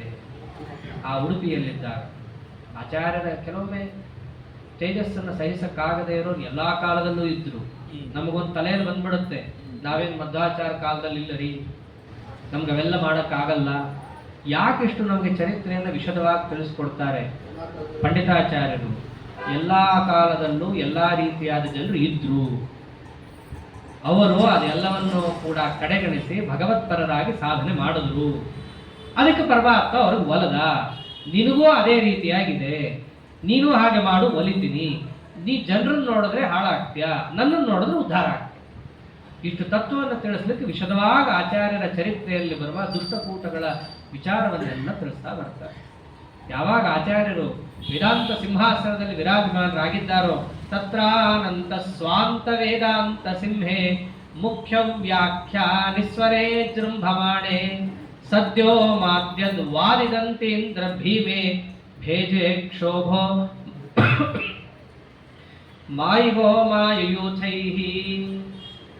ವೇದಾಂತ ಸಿಂಹಾಸನದಲ್ಲಿ ಕೂತಂತಹ ಆಚಾರ್ಯರು ಸಿಂಹದಂತೆ ಘರ್ಜನೆಯನ್ನು ಮಾಡ್ತಾ ಇದ್ರೆ ಅಲ್ಲಿದ್ದಂತಹ ಪ್ರತಿಯೊಬ್ಬ ಅದ್ವೈತಿಗಳು ಅದರಂತೆ ದುಷ್ಟ ಮತೀಯರಿಗೂ ಕೂಡ ಒಳಗಡೆಯಿಂದ ಬೆಂಕಿ ಬಿದ್ದು ಹೋಗಿದೆ. ಹೆಂಗೆ ನರಿಗಳು ಸಿಂಹ ಗರ್ಜನೆ ಮಾಡಿದ್ರೆ ಓಡ್ ಹೋಗ್ಬೇಕು, ಹಾಗಲ್ಲಿ ಇದಕ್ಕಾಗ್ತಾ ಇಲ್ಲ, ಒದ್ದಾಡ್ತಾ ಇದ್ದಾರೆ. ಅವರೆಲ್ಲರೂ ಒಂದ್ ಕಡೆ ಸೇರಿದ್ರು, ಸಮಾವೇಶ ಅಂತ ಮಾಡ್ತಾರಲ್ಲ, ಮಾಡಿದ್ರು ಅವರು. ಅದನ್ನು ಸೇರ್ಕೊಂಡೇನು ಅದರಲ್ಲಿ ಪ್ರಧಾನ ಇಬ್ಬರು, ಒಬ್ಬರು ಚೋಳ ದೇಶದವರು ಪದ್ಮತೀರ್ಥ ಅಂತ, ಇನ್ನೊಬ್ರು ಪುಂಡರೀಕಪುರಿ. ಇಬ್ಬರು ವಿದ್ವಾಂಸರು ಅದ್ವೈತಿಗಳು. ಪದ್ಮತೀರ್ಥ ಅನ್ನೋರು ಸನ್ಯಾಸಿ. ಅವರಿಬ್ಬರು ಸೇರ್ಕೊಂಡಾಗ ಅಲ್ಲಿರುವಂತಹ ಎಲ್ಲ ಅದ್ವೈತಿಗಳು ಅಲ್ಲಿ ಹೋಗಿ ಸೇರ್ಕೊಂಡು ಮಾತಾಡ್ಲಿಕ್ಕೆ ಶುರು ಮಾಡ್ತಾರೆ. ಏನ್ ಮಾತಾಡ್ಬೇಕು, ಮಾತೇ ಬರ್ತಾ ಇಲ್ಲ. ಎಲ್ಲಿ ನೋಡಿದ್ರು ಹರಿಸರ್ವೋತ್ತಮ ವಾಯುದೇವೋತ್ತಮನೇ. ಇವರೆಲ್ಲರೂ ಕೂಡ ಒಂದ್ ಕಡೆ ಸೇರ್ಕೊಂಡು ವಿಚಾರ ಮಾಡಬೇಕು ಅಂತ ಕೂತಾಗ ಒಬ್ಬ ಎದ್ದು ಹೇಳ್ತಾನೆ, ನಮ್ಮ ಮತ ಎಷ್ಟು ಚೆನ್ನಾಗಿದೆ, ದೇವತೆಗಳನ್ನು ಕೂಡ ಇಲ್ಲ ಅಂತ ಅನಿಸ್ಬಿಟ್ಟಿದ್ದೀವಿ ನಾವು. ದೇವತೆಗಳನ್ನು ಜಗತ್ತೇ ಇಲ್ಲ ಅನ್ನೋರು ದೇವತೆಗಳನ್ನೇ ಆಗಿಬಿಡ್ತಾರೆ. ಎಲ್ಲರನ್ನೂ ಇಲ್ಲ ಅಂತ ಅನಿಸುವಂತಹ ಮತ ನಮ್ದು. ಅಷ್ಟು ಚೆನ್ನಾಗಿದೆ. ಅಷ್ಟು ಚೆನ್ನಾಗಿರುವಂತಹ ನಮ್ಮ ಮತವನ್ನ ಯಾರೋ ನೆನ್ನೆ ಮೊನ್ನೆ ಬಂದವರು ಅಲ್ಲಾಡ್ಸಕ್ಕೆ ಶುರು ಮಾಡ್ತಾನೋ. ಅವನಂತಾನೆ, ಎಷ್ಟು ದುಃಖ ಆಗಿದೆ ನಮಗೆ ಅಂತಂದ್ರೆ, ನಿಮ್ಮಂತಹ ದೊಡ್ಡ ದೊಡ್ಡ ಜ್ಞಾನಿಗಳು, ಜ್ಞಾನಿಶ್ರೇಷ್ಠ ಮುಂತಾದವರೆಲ್ಲರೂ ಕೂಡ ಇದೇ ಅದ್ವೈತವನ್ನು ಹಿಡಿದು ಮೋಕ್ಷ ಪಡೆದಿದ್ದಾರೆ. ಅಂತಹ ಅದ್ವೈತವನ್ನು ಪ್ರವಚನ ಮಾಡಲಿಕ್ಕೆ ನಿಮ್ಮಂಥ ಪದ್ಮತೀರ್ಥರು, ಪುಂಡ್ರೀಕಪುರಿ ಇಂಥವರೆಲ್ಲರೂ ಇದ್ದಾಗ ನಮ್ಗೆ ಎಂಥ ಅವಸ್ಥೆ ಬಂತು. ಮಾಯಾವಾದ ಬಿದ್ದೋಗ್ತಾ ಇದೆಯಲ್ಲ, ಹಿಂಗಾಗಬಾರ್ದಾಗಿತ್ತು. ನಮ್ಮ ಮತ ಎಷ್ಟು ದೊಡ್ಡದಿದೆ. ಇವೆಲ್ಲ ಆ ಗುಂಪಲ್ಲಿದ್ದಂತಹ ಒಬ್ಬ ಕಾರ್ಕೊಳ್ಳೋದು ಅಂತಾರಲ್ಲ, ಹಾಗೆ ದುಃಖವನ್ನು ತೋಡ್ಕೋತಾ ಇದ್ದಾನೆ ನಿಂತುಕೊಂಡು. ನಮ್ಮ ಮತ ಎಷ್ಟು ಜನರನ್ನು ಸೋಲಿಸಿದಿರಿ. ಭ್ರಷ್ಟ ಭಾಟ್ಟ ನ ಪ್ರಭಾಕೃತ್ ಪ್ರಭಾಭೂತ್ ತ್ರಸ್ತಾಮಾಹ ಯಾನಿಕಾದ್ಯಾಶ್ಚಯತ್ರ ದುರ್ಗಂ ಮಾಯಾ ವಾದಸತ್ರಂ ದಿಧಕ್ಷು ನೋಪೇಕ್ಷಾನಸ್ತತ್ವವಾದಾಗ್ನಿಜಿಕ್ವಾ. ನಮ್ಮ ಮತವನ್ನ ನೋಡಿ ಭ್ರಷ್ಟರಾಗೋದ್ರು ಭಾಟ್ಟರೆಲ್ಲ. ಪ್ರಭಾಕರೆಲ್ರಿಗೂ ಕೂಡ ಕಳನೆ ಇಲ್ಲ ಅಂತ ಆಗೋಯ್ತು. ಬೌದ್ಧರಂತೂ ಊರು ಬಿಟ್ಟು ಹೋದ್ರು ಹಂಗ ಅನ್ಕೊಂಡಿದ್ರು. ಅವರೇನು ಬಿಟ್ಟು ಹೋಗಿರ್ಲಿಲ್ಲ, ಇವ್ರ ರೂಪದಲ್ಲಿ ನಿಂತಿರೋರು. ಆಮೇಲೆ ಮಿಕ್ಕ ಎಲ್ಲಾ ವಾದಿಗಳು ಕೂಡ ಇವರೆಲ್ಲರೂ ಯಾವಾಗ ತಲೆಮರೆಸ್ಕೊಂಡ್ರು ಅವರು ತಲೆಮರೆಸ್ಕೊಂಡ್ಬಿಟ್ರು. ಇಂತಹ ಸೊಂಪಾಗಿ ಬೆಳೆದಂತಹ ಅದ್ವೈತ ಮತ ಅನ್ನೋ ಒಂದು ಕಾಡನ್ನ ಆಚಾರ್ಯರನ್ನು ಕಾಡಿಗಿಚ್ಚಿ ಬಂದು ಸುಟ್ಟು ಹಾಕ್ತಾ ಇದೆ. ನಾವು ಏನು ಮಾಡಬೇಕು? ಆಚಾರ್ಯರಂತೂ ಎಷ್ಟು ಆ ಕಾಲದಲ್ಲಿ ಪ್ರಚಾರವನ್ನ ಮಾಡಿದ್ರು ಸಿದ್ಧಾಂತವನ್ನ ಅಂತಂದ್ರೆ ಅದನ್ನು ನೋಡಿ ಇವರಿಗೆ ತಡೆಯಕ್ಕಾಗ್ತಾ ಇರಲಿಲ್ಲ. ಆ ಪದ್ಮತೀರ್ಥ ಅಂತೂ ಪ್ರತಿಜ್ಞೆ ಮಾಡಿಬಿಟ್ಟಿದ್ದ. ಆಚಾರ್ಯರು ಒಮ್ಮೆ ಬದರಿಗೆ ಹೋಗಿ ಬಂದಾಗ ಭಾಷ್ಯ ಪ್ರವಚನ ಮಾಡಿದ್ರು, ಆಗ್ಲೇ ಬೆಂಕಿ ಬಿದ್ದಿತ್ತು ಇವರಿಗೆ. ಎರಡನೇ ಬಾರಿ ಸಂಚಾರಕ್ಕೆ ಹೋದಾಗ ಯಾವಾಗ ಗೋದಾ ತೀರಕ್ಕೆ ತನಕ ಬಂದಿದ್ರು, ಗೋದಾ ತೀರಕ್ಕೆ ಬಂದಾಗ ಪ್ರತಿಜ್ಞೆ ಮಾಡ್ತಾರೆ ಪದ್ಮತೀರ್ಥ, ಕೆಳಗೆ ಬರಕ್ಕೆ ಬಿಡಲ್ಲ, ಗೋದಾವರಿ ಪಾರ್ ಮಾಡ್ಲಿಕ್ಕೆ ಬಿಡಲ್ಲ ನಾವು ಅಂತಂದ. ಗೋದಾವರಿ ದಾಟದು. ಮುಂದೆ ಬಂದ್ರು. ಮುಂದಿನ ಊರಿಗೆ ಬರಕ್ ಬಿಡಲ್ಲ ಅಂತ ಪ್ರತಿಜ್ಞೆ ಮಾಡ್ದ. ಮುಂದಿನ ಊರಿಗೂ ಬಂದ್ರು. ಮುಂದಿನ ಊರಿಗೆ ಬಂದಾಗ ಅವ್ರಿಗೆ ಭಿಕ್ಷಾ ಹುಟ್ಟೋಂಗ್ ಮಾಡಲ್ಲ ಅಂತ ಅದೂ ಹುಟ್ಟಿತು. ಎಲ್ಲಿ ತನಕ? ಉಡುಪಿ ತನಕನೂ ಬಂದ್ರು. ಪ್ರತ್ಯಜ್ಞಾಯಂ ವ್ಯಕ್ತ ಮಾರ್ಗೇಣ ಸೋಪಿ ಪ್ರಾಪ್ನೋತ್ ಪಾರ್ಶ್ವಂ ಹಾವಯಂ ಭಾಗ್ಯಹೀನ. ಪದ್ಮತೀರ್ಥರೇ ಏನೋ ಪ್ರತಿಜ್ಞೆ ಮಾಡ್ಕೊಂಡ್ರಿ ನೀವು, ಅಲ್ಲಿ ಬರಕ್ ಬಿಡಲ್ಲ, ಇಲ್ಲಿ ಸೇರಿಸಲ್ಲ, ತಡಿತೀನಿ. ಎಲ್ಲಿ ತಡಿತೀನಿ? ನಿಮ್ ಪಕ್ಕ ಬಂದು ಕೂತಿದ್ದಾರೆ. ಪ್ರಾಪ್ನೋತ್ ಪಾರ್ಶ್ವಂ, ನಿಮ್ ಪಕ್ಕ ಬಂದು ಪ್ರವಚನ ಮಾಡ್ತಾ ಇದ್ದಾರೆ. ಇವಾಗ ಏನಾಯ್ತು ನಿಮ್ ಕೈಯಲ್ಲಿ? ಈ ರುಕ್ಮಿಣಿ ಸ್ವಯಂವರದಲ್ಲಿ ರುಕ್ಮಿಣು ಹೀಗೆ ಪ್ರತಿಜ್ಞೆ ಮಾಡಿದ್ದ. ಆಹತ್ವ ಯಾದವಂ ಕೃಷ್ಣಂ ಅನಾದಾಯ ಚ ರುಕ್ಮಿಣಿಂ ಪುಂಡಿನಂ ನ ಪ್ರವೇಶ್ಯಾಮಿ. ಕೃಷ್ಣನನ್ನ ಕೊಲ್ಲದೆ, ರುಕ್ಮಿಣಿಯನ್ನ ತರದೆ ನಾನು ಊರು ಪ್ರವೇಶ ಮಾಡಲ್ಲ. ಬ್ರಾಹ್ಮಣರು ತಥಾಸ್ತು ಅಂತಿದ್ರು. ಹಾಗೆ ಆಗಿ ಹಾಳಾಗುವ ಅಯೋಗ್ಯ, ಪ್ರವೇಶನೇ ಮಾಡಬೇಡ ನೀನು ಅಂತ ಹಂಗೆ ಹೇಳಿ ಕಳಿಸಿದ್ರು. ಯಾಕಂದ್ರೆ ಅವ್ರು ಹಾಗೆ ಕೃಷ್ಣನ್ ಕೊಲ್ತೀನಿ ಆಗ್ಲಿಲ್ಲ, ಹೊಡಿತೀನಿ ಆಗ್ಲಿಲ್ಲ, ಅಪಮಾನ ಮಾಡ್ತೀನಿ ಆಗ್ಲಿಲ್ಲ, ಏನೇನು ಪ್ರತಿಜ್ಞೆ ಮಾಡಿದ್ರು ಎಲ್ಲರಿಗೂ ಭ್ರಷ್ಟರಾಗಿದ್ರು. ಹೆಂಗೋ ಆಚಾರ್ಯ ಚರಿತ್ರೆಯಲ್ಲೂ ಹಾಗೆ ಎಲ್ಲಾ ಪ್ರತಿಜ್ಞೆನೂ ಮಾಡ್ಕೊಂಡಿದ್ರು. ಪ್ರತ್ಯಜ್ಞಾಯಂ ವ್ಯಕ್ತ ಮಾರ್ಗೇಣ ಸೋಪಿ, ಎಲ್ಲರಿಗೂ ಗೊತ್ತಾಗೋ ಹಾಗೆ ಪ್ರತಿಜ್ಞೆಗಳು ಮಾಡ್ಕೊಂಡು ಹೋಗಿದ್ದ, ಒಂದೂ ನಡೀಲಿಲ್ಲ. ಹೋಗ್ಲಿ, ಪ್ರತಿಜ್ಞೆ ಹಾಳಾಗೋಗ್ಲಿ.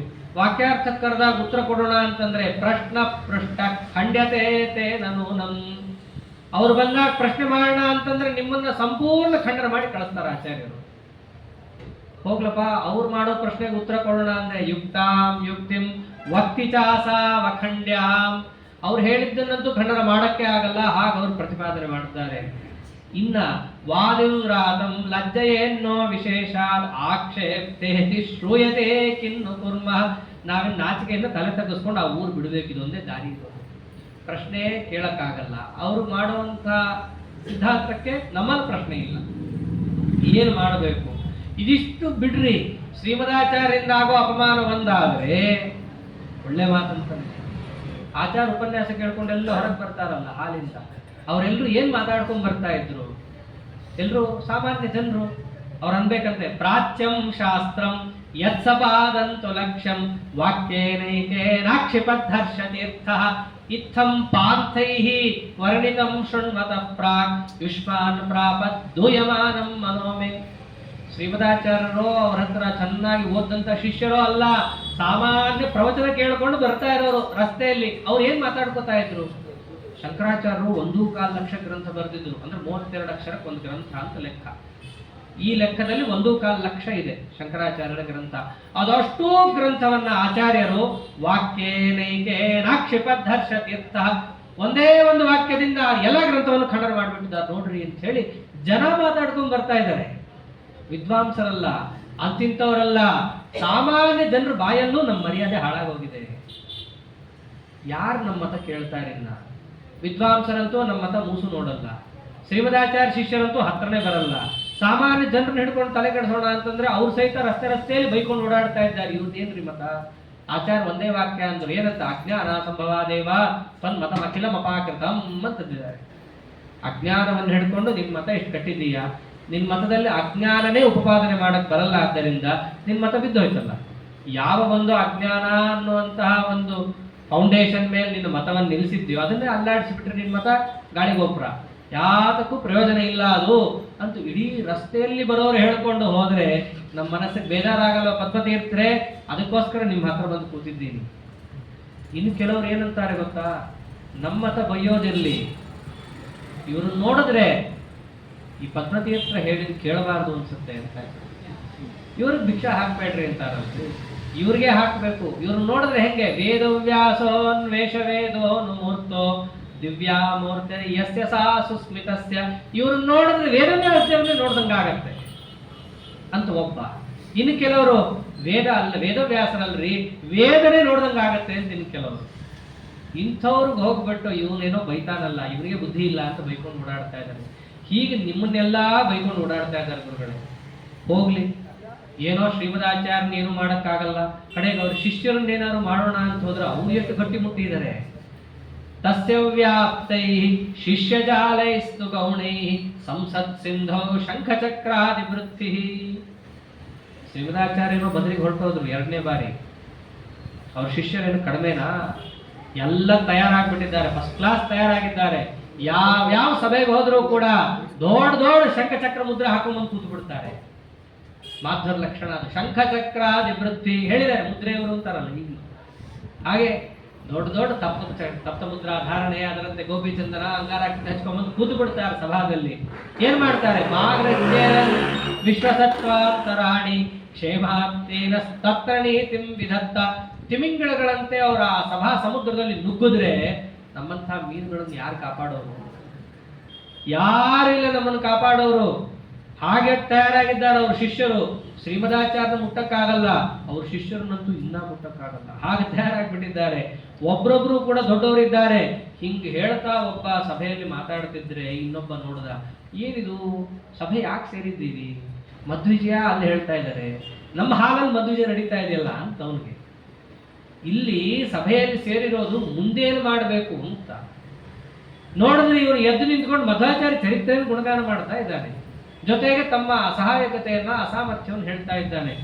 ಅದಕ್ಕೆ ಒಬ್ಬ ಎದ್ದ, ಕೂಡು ಸಾಕು, ಹೊಗಳಿದ್ದೆಲ್ಲ ಸಾಕು, ನಾ ಮಾತಾಡ್ತೀನಿ. ನಿನ್ನ ಮನಸ್ಸು ಎಷ್ಟು ವೀಗಿದೆ. ಬೆಣ್ಣೆಗೆ ಬೆಂಕಿ ತಾಗಿದ್ರೆ ಕರಗುತ್ತೆ. ನಿನ್ನ ಹಣೆಬಾರಕ್ಕೆ ಮಧುರಾಯರು ಬಂದು ತಾಗಿದ್ರೆ ನೀ ಕರಗ್ತಾ ಇಲ್ಲ, ಮಧುರಾಯರ ಶಿಷ್ಯರು ಬಂದು ತಾಗಿದ್ರೆ ಕರಗ್ತಾ ಇಲ್ಲ.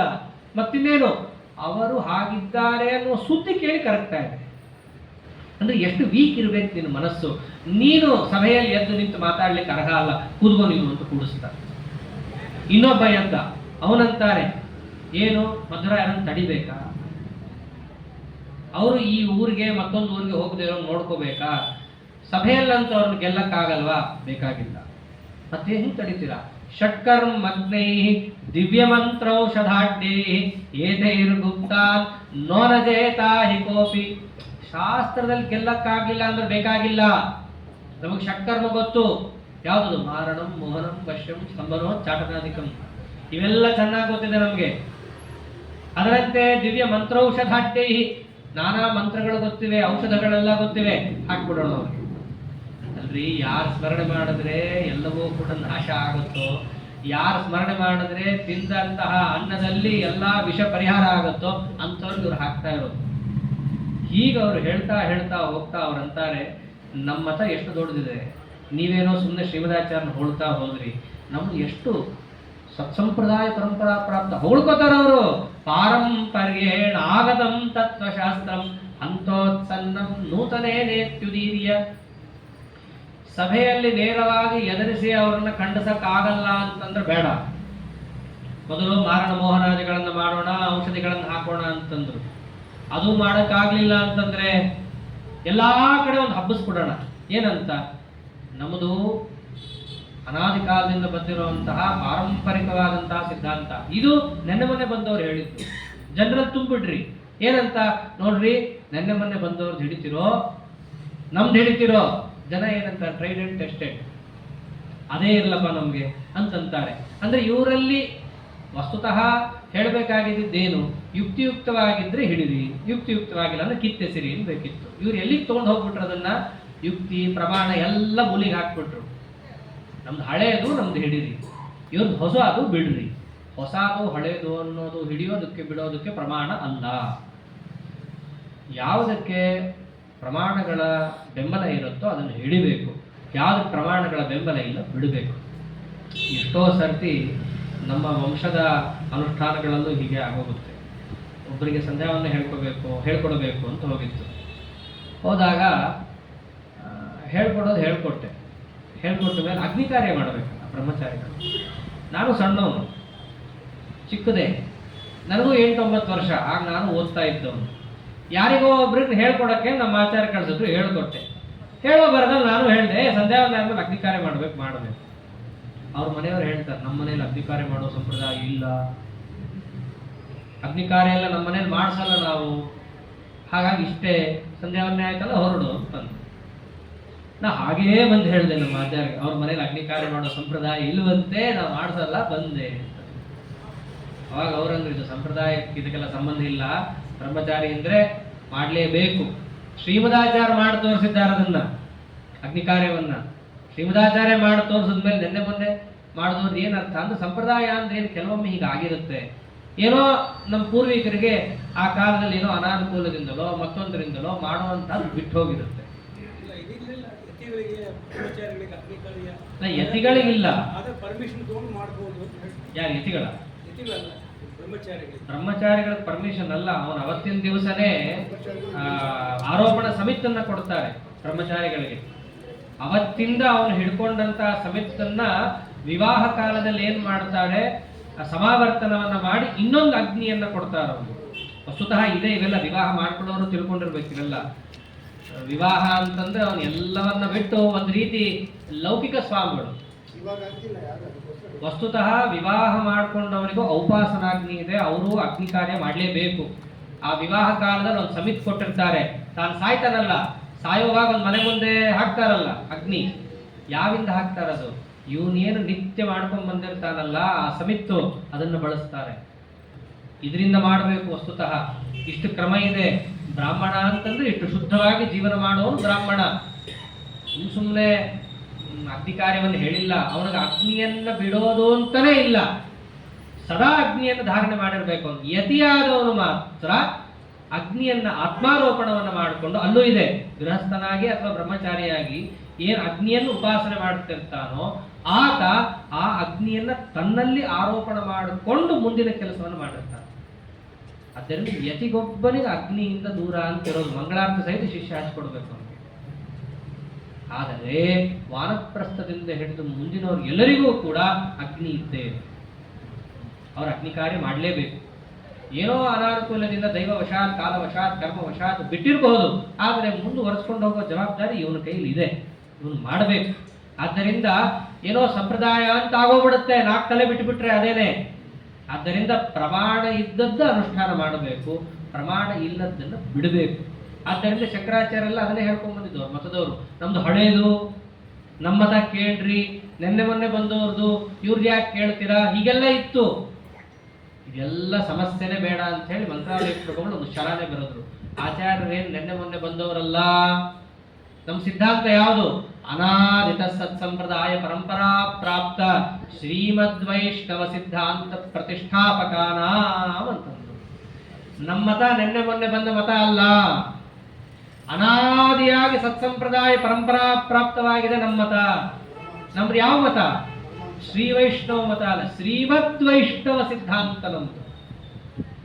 ಅದು ಕಾಲಕ್ರಮದಿಂದ ದುರ್ಜನರ ಹಾವಳಿಯಿಂದ ಮುಚ್ಚಿ ಹೋದಾಗ ಅದನ್ನು ಪುನಃ ತಂದು ಪ್ರತಿಷ್ಠಾಪನೆ ಮಾಡಿದ್ದಾರೆ ನಮ್ಮ ಆಚಾರ್ಯರು. ಆದ್ದರಿಂದ ನೆನ್ನೆ ಮೊನ್ನೆ ಬಂದವರು ಇವ್ರ ಮತ ಯಾಕೆ ಹಿಡಿತೀರಾ ಅಂತ ಏನೇನು ಹುಚ್ಚ ಉಳ್ಳ ಹರಟೆ ಹೊಡಿತಿದ್ರು ಅದು ಎಲ್ಲದಕ್ಕೂ ಬಂದ್ ಮಾಡಿದ್ರು ಮಂತ್ರಾಲಯ ಪ್ರಭುಗಳು. ಆ ಕಾಲದಲ್ಲಿ ಇವು ನಡೀತು. ಅಪಪ್ರಚಾರ ಏನ್ ನಮ್ಗೊಬ್ಬರಿಗೆ ಎಕ್ಸ್ಕ್ಲೂಸಿವ್ ಆಗಿರುವಂತಹದ್ದಲ್ಲ, ಶ್ರೀಮದಾಚಾರ್ಯ ಕಾಲದಲ್ಲೂ ನಡೀತು. ಹೀಗೆ ಅವ್ರು ಏನ್ ಮಾಡ್ಬಿಡೋಣ, ನಾವು ಯಾವ್ಯಾವ ಊರಿಗೆ ಬರ್ತಾರೋ ನಾವು ಮೊದಲೇ ಹೇಳ್ಬಿಡೋಣ, ನೋಡ್ರಿ ಈ ಊರಿಗೆ ಬರಬೇಡ್ರಿ ಅಂತ ಶ್ರೀಮದಾಚಾರ್ಯ ಹೇಳ್ಬಿಡೋಣ.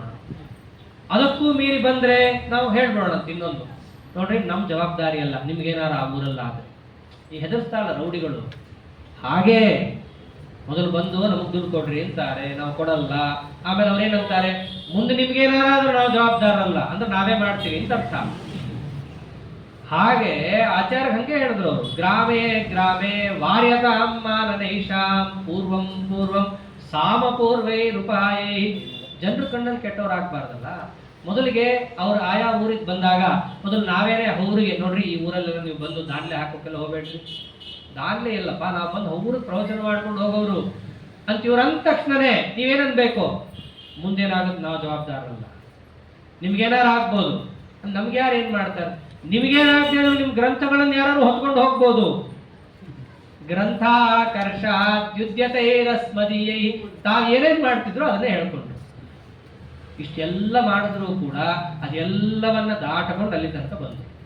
ಕಡೆಗೆ ಒಬ್ಬ ಅಂದ, ನೋಡ್ರಿ ಎಷ್ಟಂತ ನಾವು ಕೂಡ ನೋಡೋದು, ಹೆಂಗೂ ನಮ್ಮ ಮನೆ ಪಕ್ಕದಲ್ಲೇನೆ ಅನಂತೇಶ್ವರ ದೇವಾಲಯದಲ್ಲೇನೆ ಪ್ರವಚನ ಮಾಡ್ತಾ ಇದ್ದಾರೆ ಆಚಾರ್ಯರು.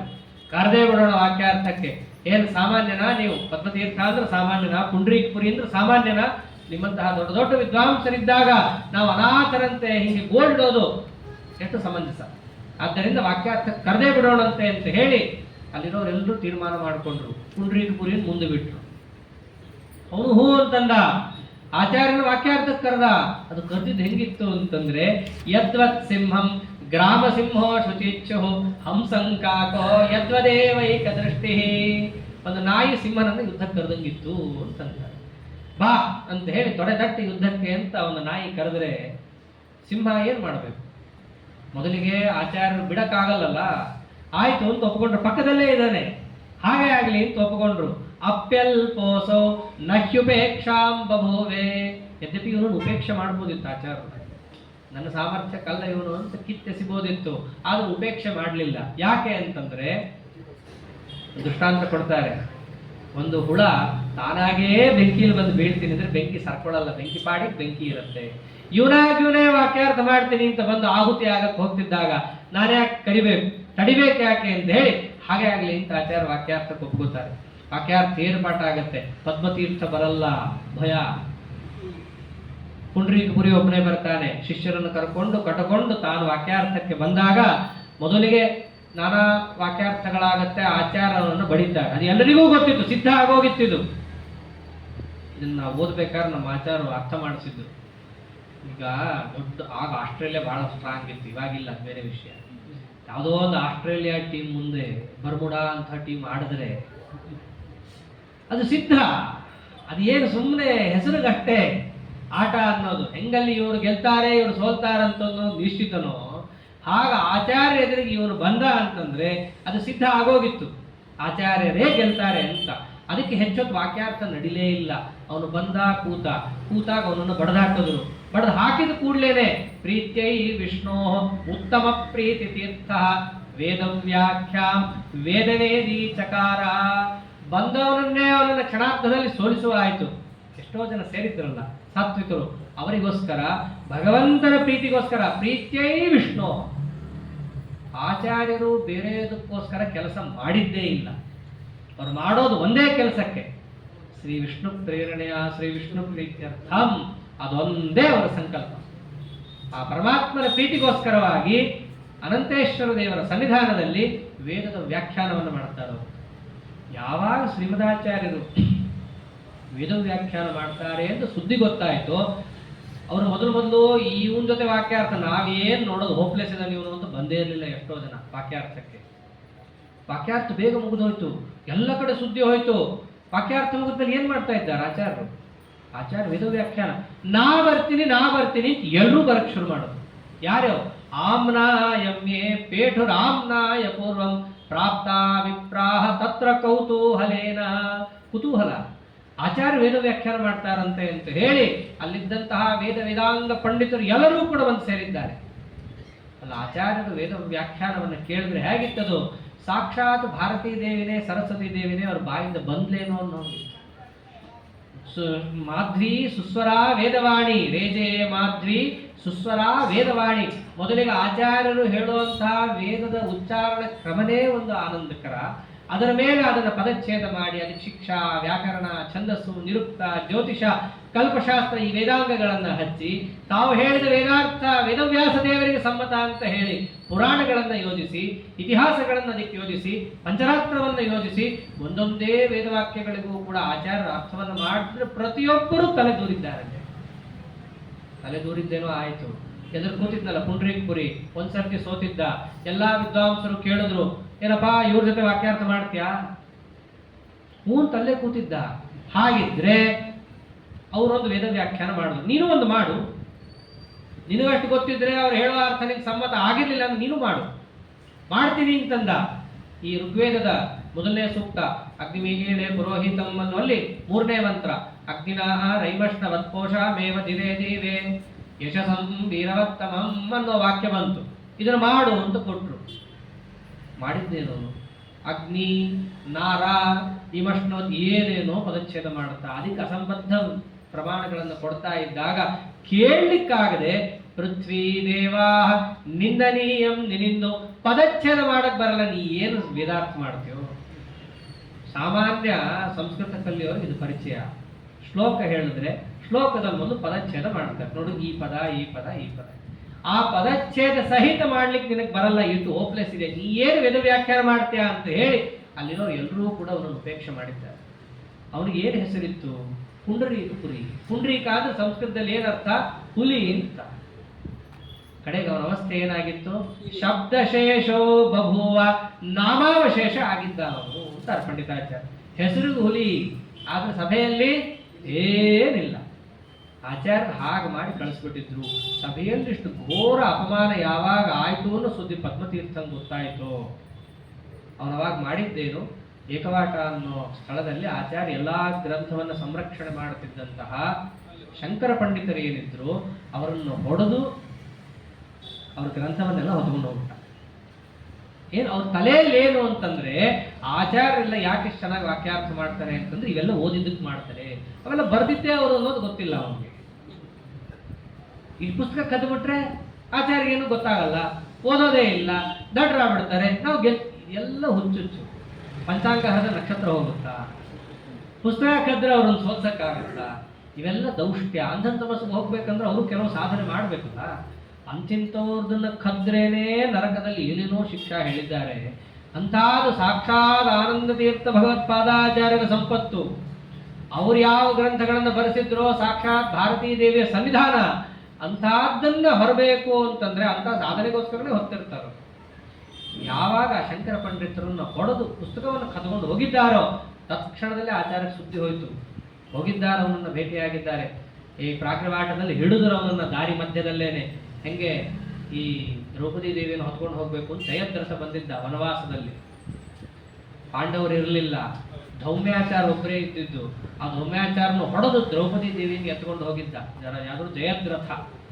ಅವಾಗ ಭೀಮಸೇನ ದೇವರು, ಅರ್ಜುನ ಇವರೆಲ್ಲರೂ ಹೋಗಿ ಆ ಜಯದ್ರಥನನ್ನ ಹೊಡೆದು ಧೌಮ್ಯಾಚಾರನ ಬಿಡಿಸಿ ದ್ರೌಪದಿ ದೇವಿಯನ್ನು ಹೆಂಗೆ ಕರ್ಕೊಂಡು ಬಂದ್ರೋ ಹಾಗೆ ದ್ರೌಪದಿ ದೇವಿಯ ಸ್ವರೂಪವಾದಂತಹ ಆಚಾರ್ಯರ ಗ್ರಂಥವನ್ನ ಆಚಾರ್ಯರು ತಾವು, ಅವರೇ ಭೀಮಸೇನ ದೇವರವಾಗ ಅವರೇ ಆನಂದ ತೀರ್ಥ ಭಗವತ್ ಪದಾಚಾರ್ಯರಾಗಿ ಬಂದವರು, ಆ ಧೌಮ್ಯಾಚಾರ್ಯರಂತೆ ಇದ್ದಂತಹ ಶಂಕರ ಪಂಡಿತರನ್ನು ಹೊಡೆದು ಏನು ತಗೊಂಡು ಹೋಗಿದ್ದ ಅದನ್ನು ಅವನನ್ನು ಅಲ್ಲೇ ನಿಲ್ಲಿಸಿದ್ರು.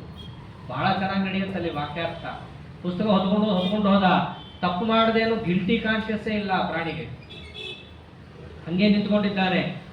ಎಲ್ಲಾ ಜನರನ್ನು ಸೇರಿಸಿದ್ರು ಆಚಾರ್ಯರಲ್ಲಿ. ಇಂಥ ಅಯೋಗ್ಯ ಕೆಲಸ ಮಾಡಿದ್ದಾನೆ ಇವನು ಅಂತಂದ್ರು. ಅವಾಗ ಅವನೇನನ್ಬೇಕು?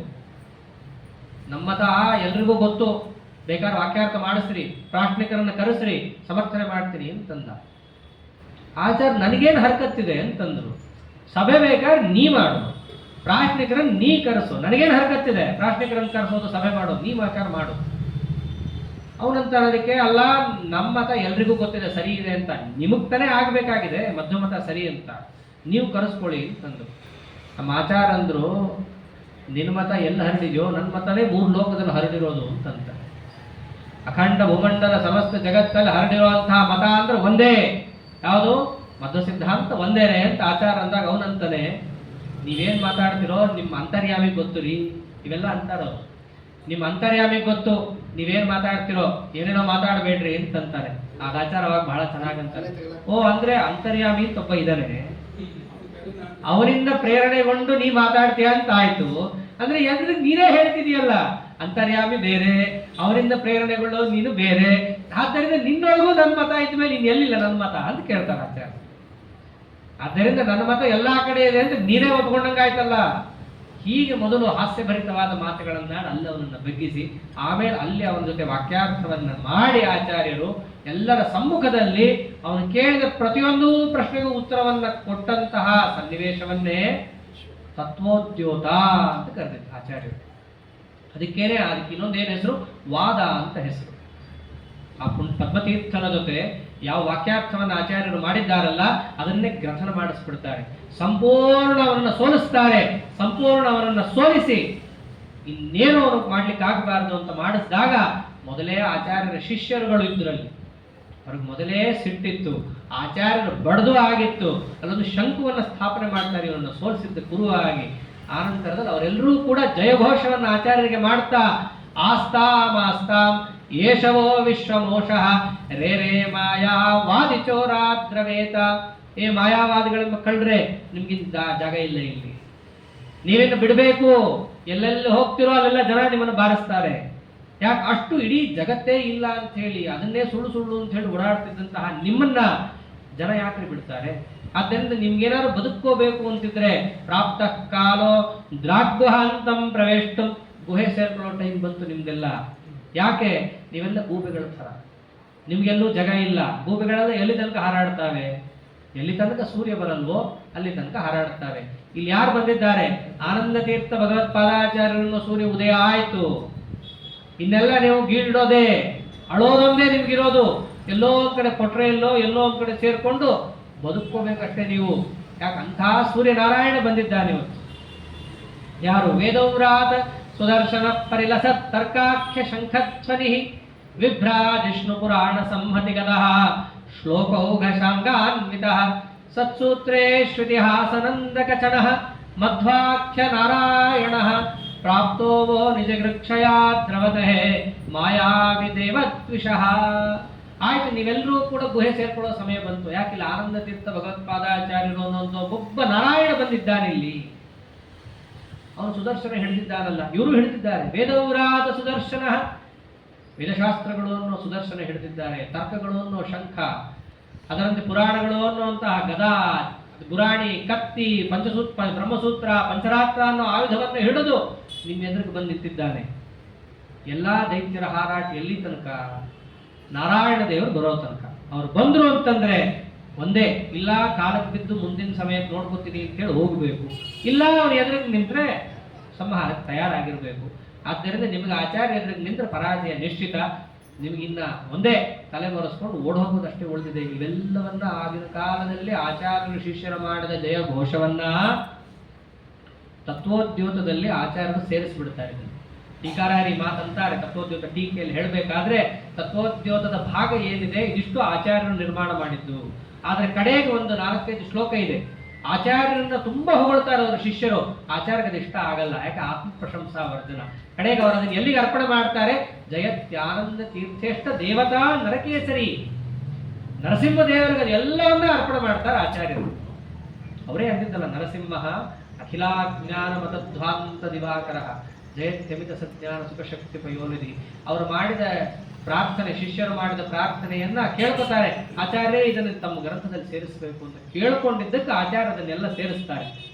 ಆಚಾರ್ಯರ ಜಯಘೋಷ, ಪರವಾದಿಗಳ ಪರಾಭವ, ಅದೆಲ್ಲವನ್ನ ತತ್ವೋದ್ಯೋತದಲ್ಲಿ ನಾವು ನೋಡ್ಬೋದು. ಹೀಗಿದೆ ನಮ್ಮ ಸಿದ್ಧಾಂತ. ಎಲ್ಲೋ ಒಂದ್ ಕಡೆ ಮೂಲೆಯಲ್ಲಿ ಕೂತ್ಕೊಂಡು ಯಾರಿಗೂ ಗೊತ್ತಾಗದೆ ಇದ್ದಂಗೆ ಪ್ರೈವೇಟ್ ಆಗಿ ಮಾಡುವಂತಹದ್ದಲ್ಲ. ಅಖಂಡ ಭೂಮಂಡಲದಲ್ಲಿರುವಂತಹ ಏಕೈಕ ಸಿದ್ಧಾಂತ ಸತ್ಸಿದ್ಧಾಂತ ಅಂತಂದ್ರೆ ನಮ್ಮ ಮತ ಸಿದ್ಧಾಂತ ಒಂದೇ.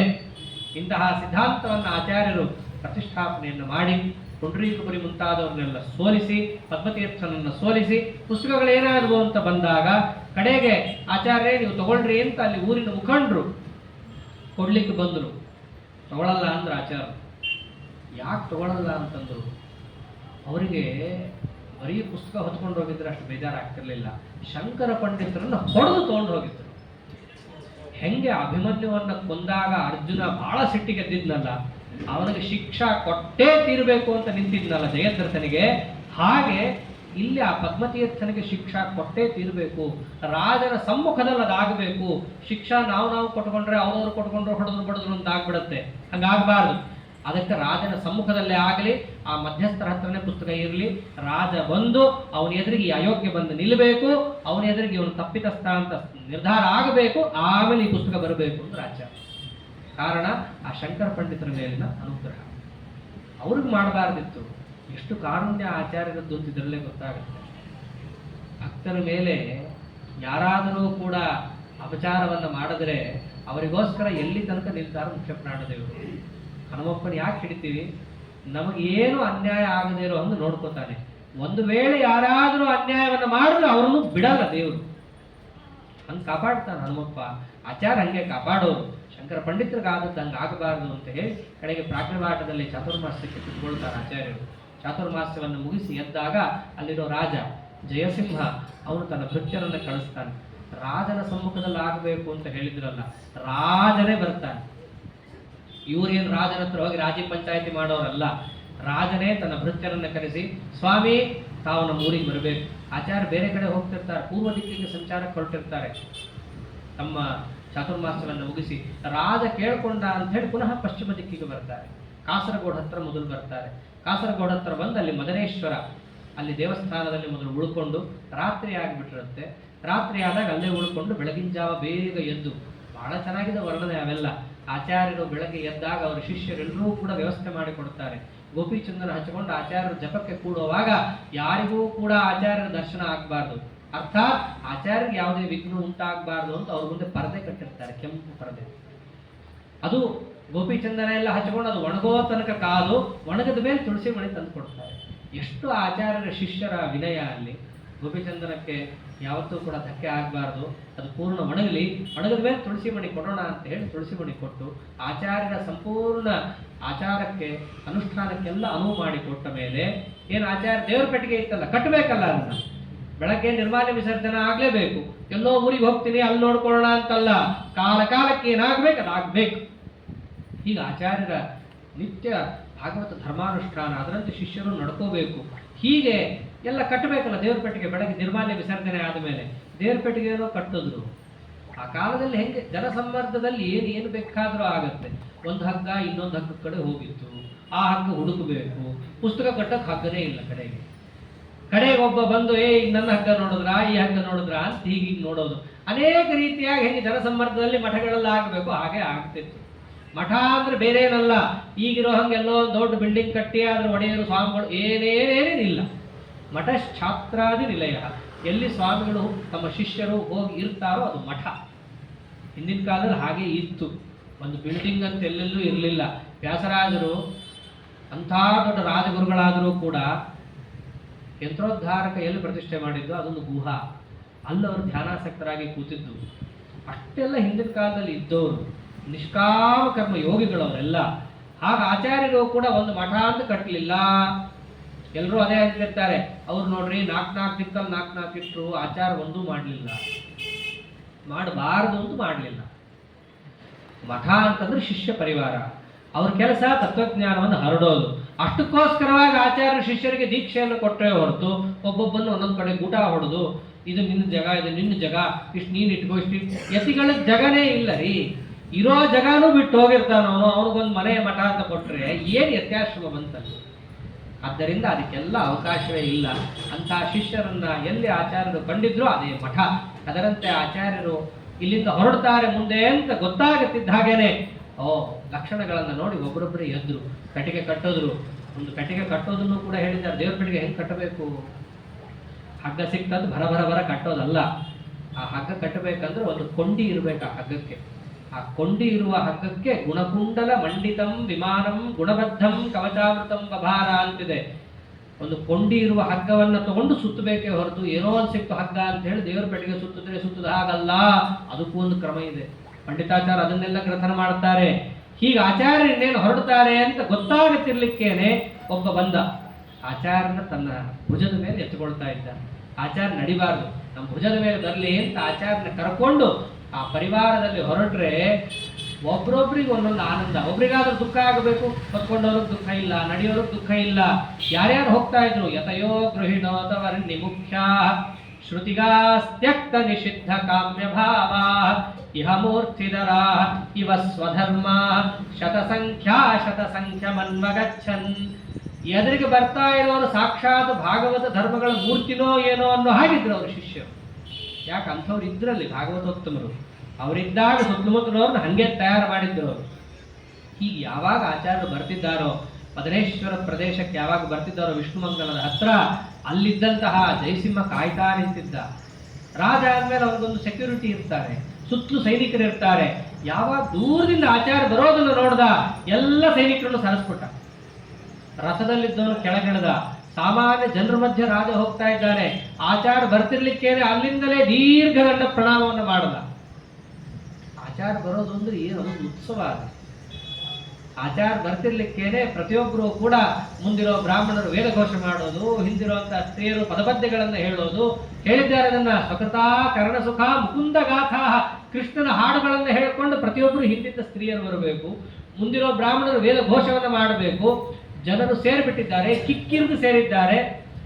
ಮೊದಲು ಸೇರಿದ್ದು ರಾಜ ಬರ್ತಾನೆ ಅಂತ ಸೇರಿದ್ರು ಜನ. ರಾಜನ್ ನೋಡ್ದಂಗಾಗತ್ತೆ, ರಾಜನ್ ನೋಡೋಣ ಅಂತ ಜನ ಬಂದಿದ್ರು. ಯಾವಾಗ ಶ್ರೀಮದಾಚಾರ್ಯ ನೋಡ್ತಾ ಇದ್ದಾರೋ ರಾಜನ ಕಡೆ ಲಕ್ಷಣೆ ಹೊರಟೋಯ್ತು.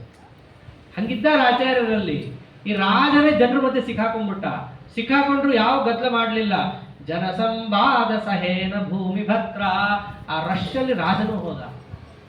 ಬ್ರಹ್ಮೋತ್ಸವದಲ್ಲಿ ಯಾರಿಗ್ಯಾರೋ ಗೋವಿಂದ ಅಲ್ಲ, ಆ ರಷ್ಯನ್ ಸಿಕ್ಕಾಕೊಂಡ್ರೆ ನೀವು ಚೀಫ್ ಮಿನಿಸ್ಟರ್ ಆದ್ರೂ ಅಷ್ಟೇ, ಪ್ರೈಮ್ ಮಿನಿಸ್ಟರ್ ಆದ್ರೂ ಅಷ್ಟೇ.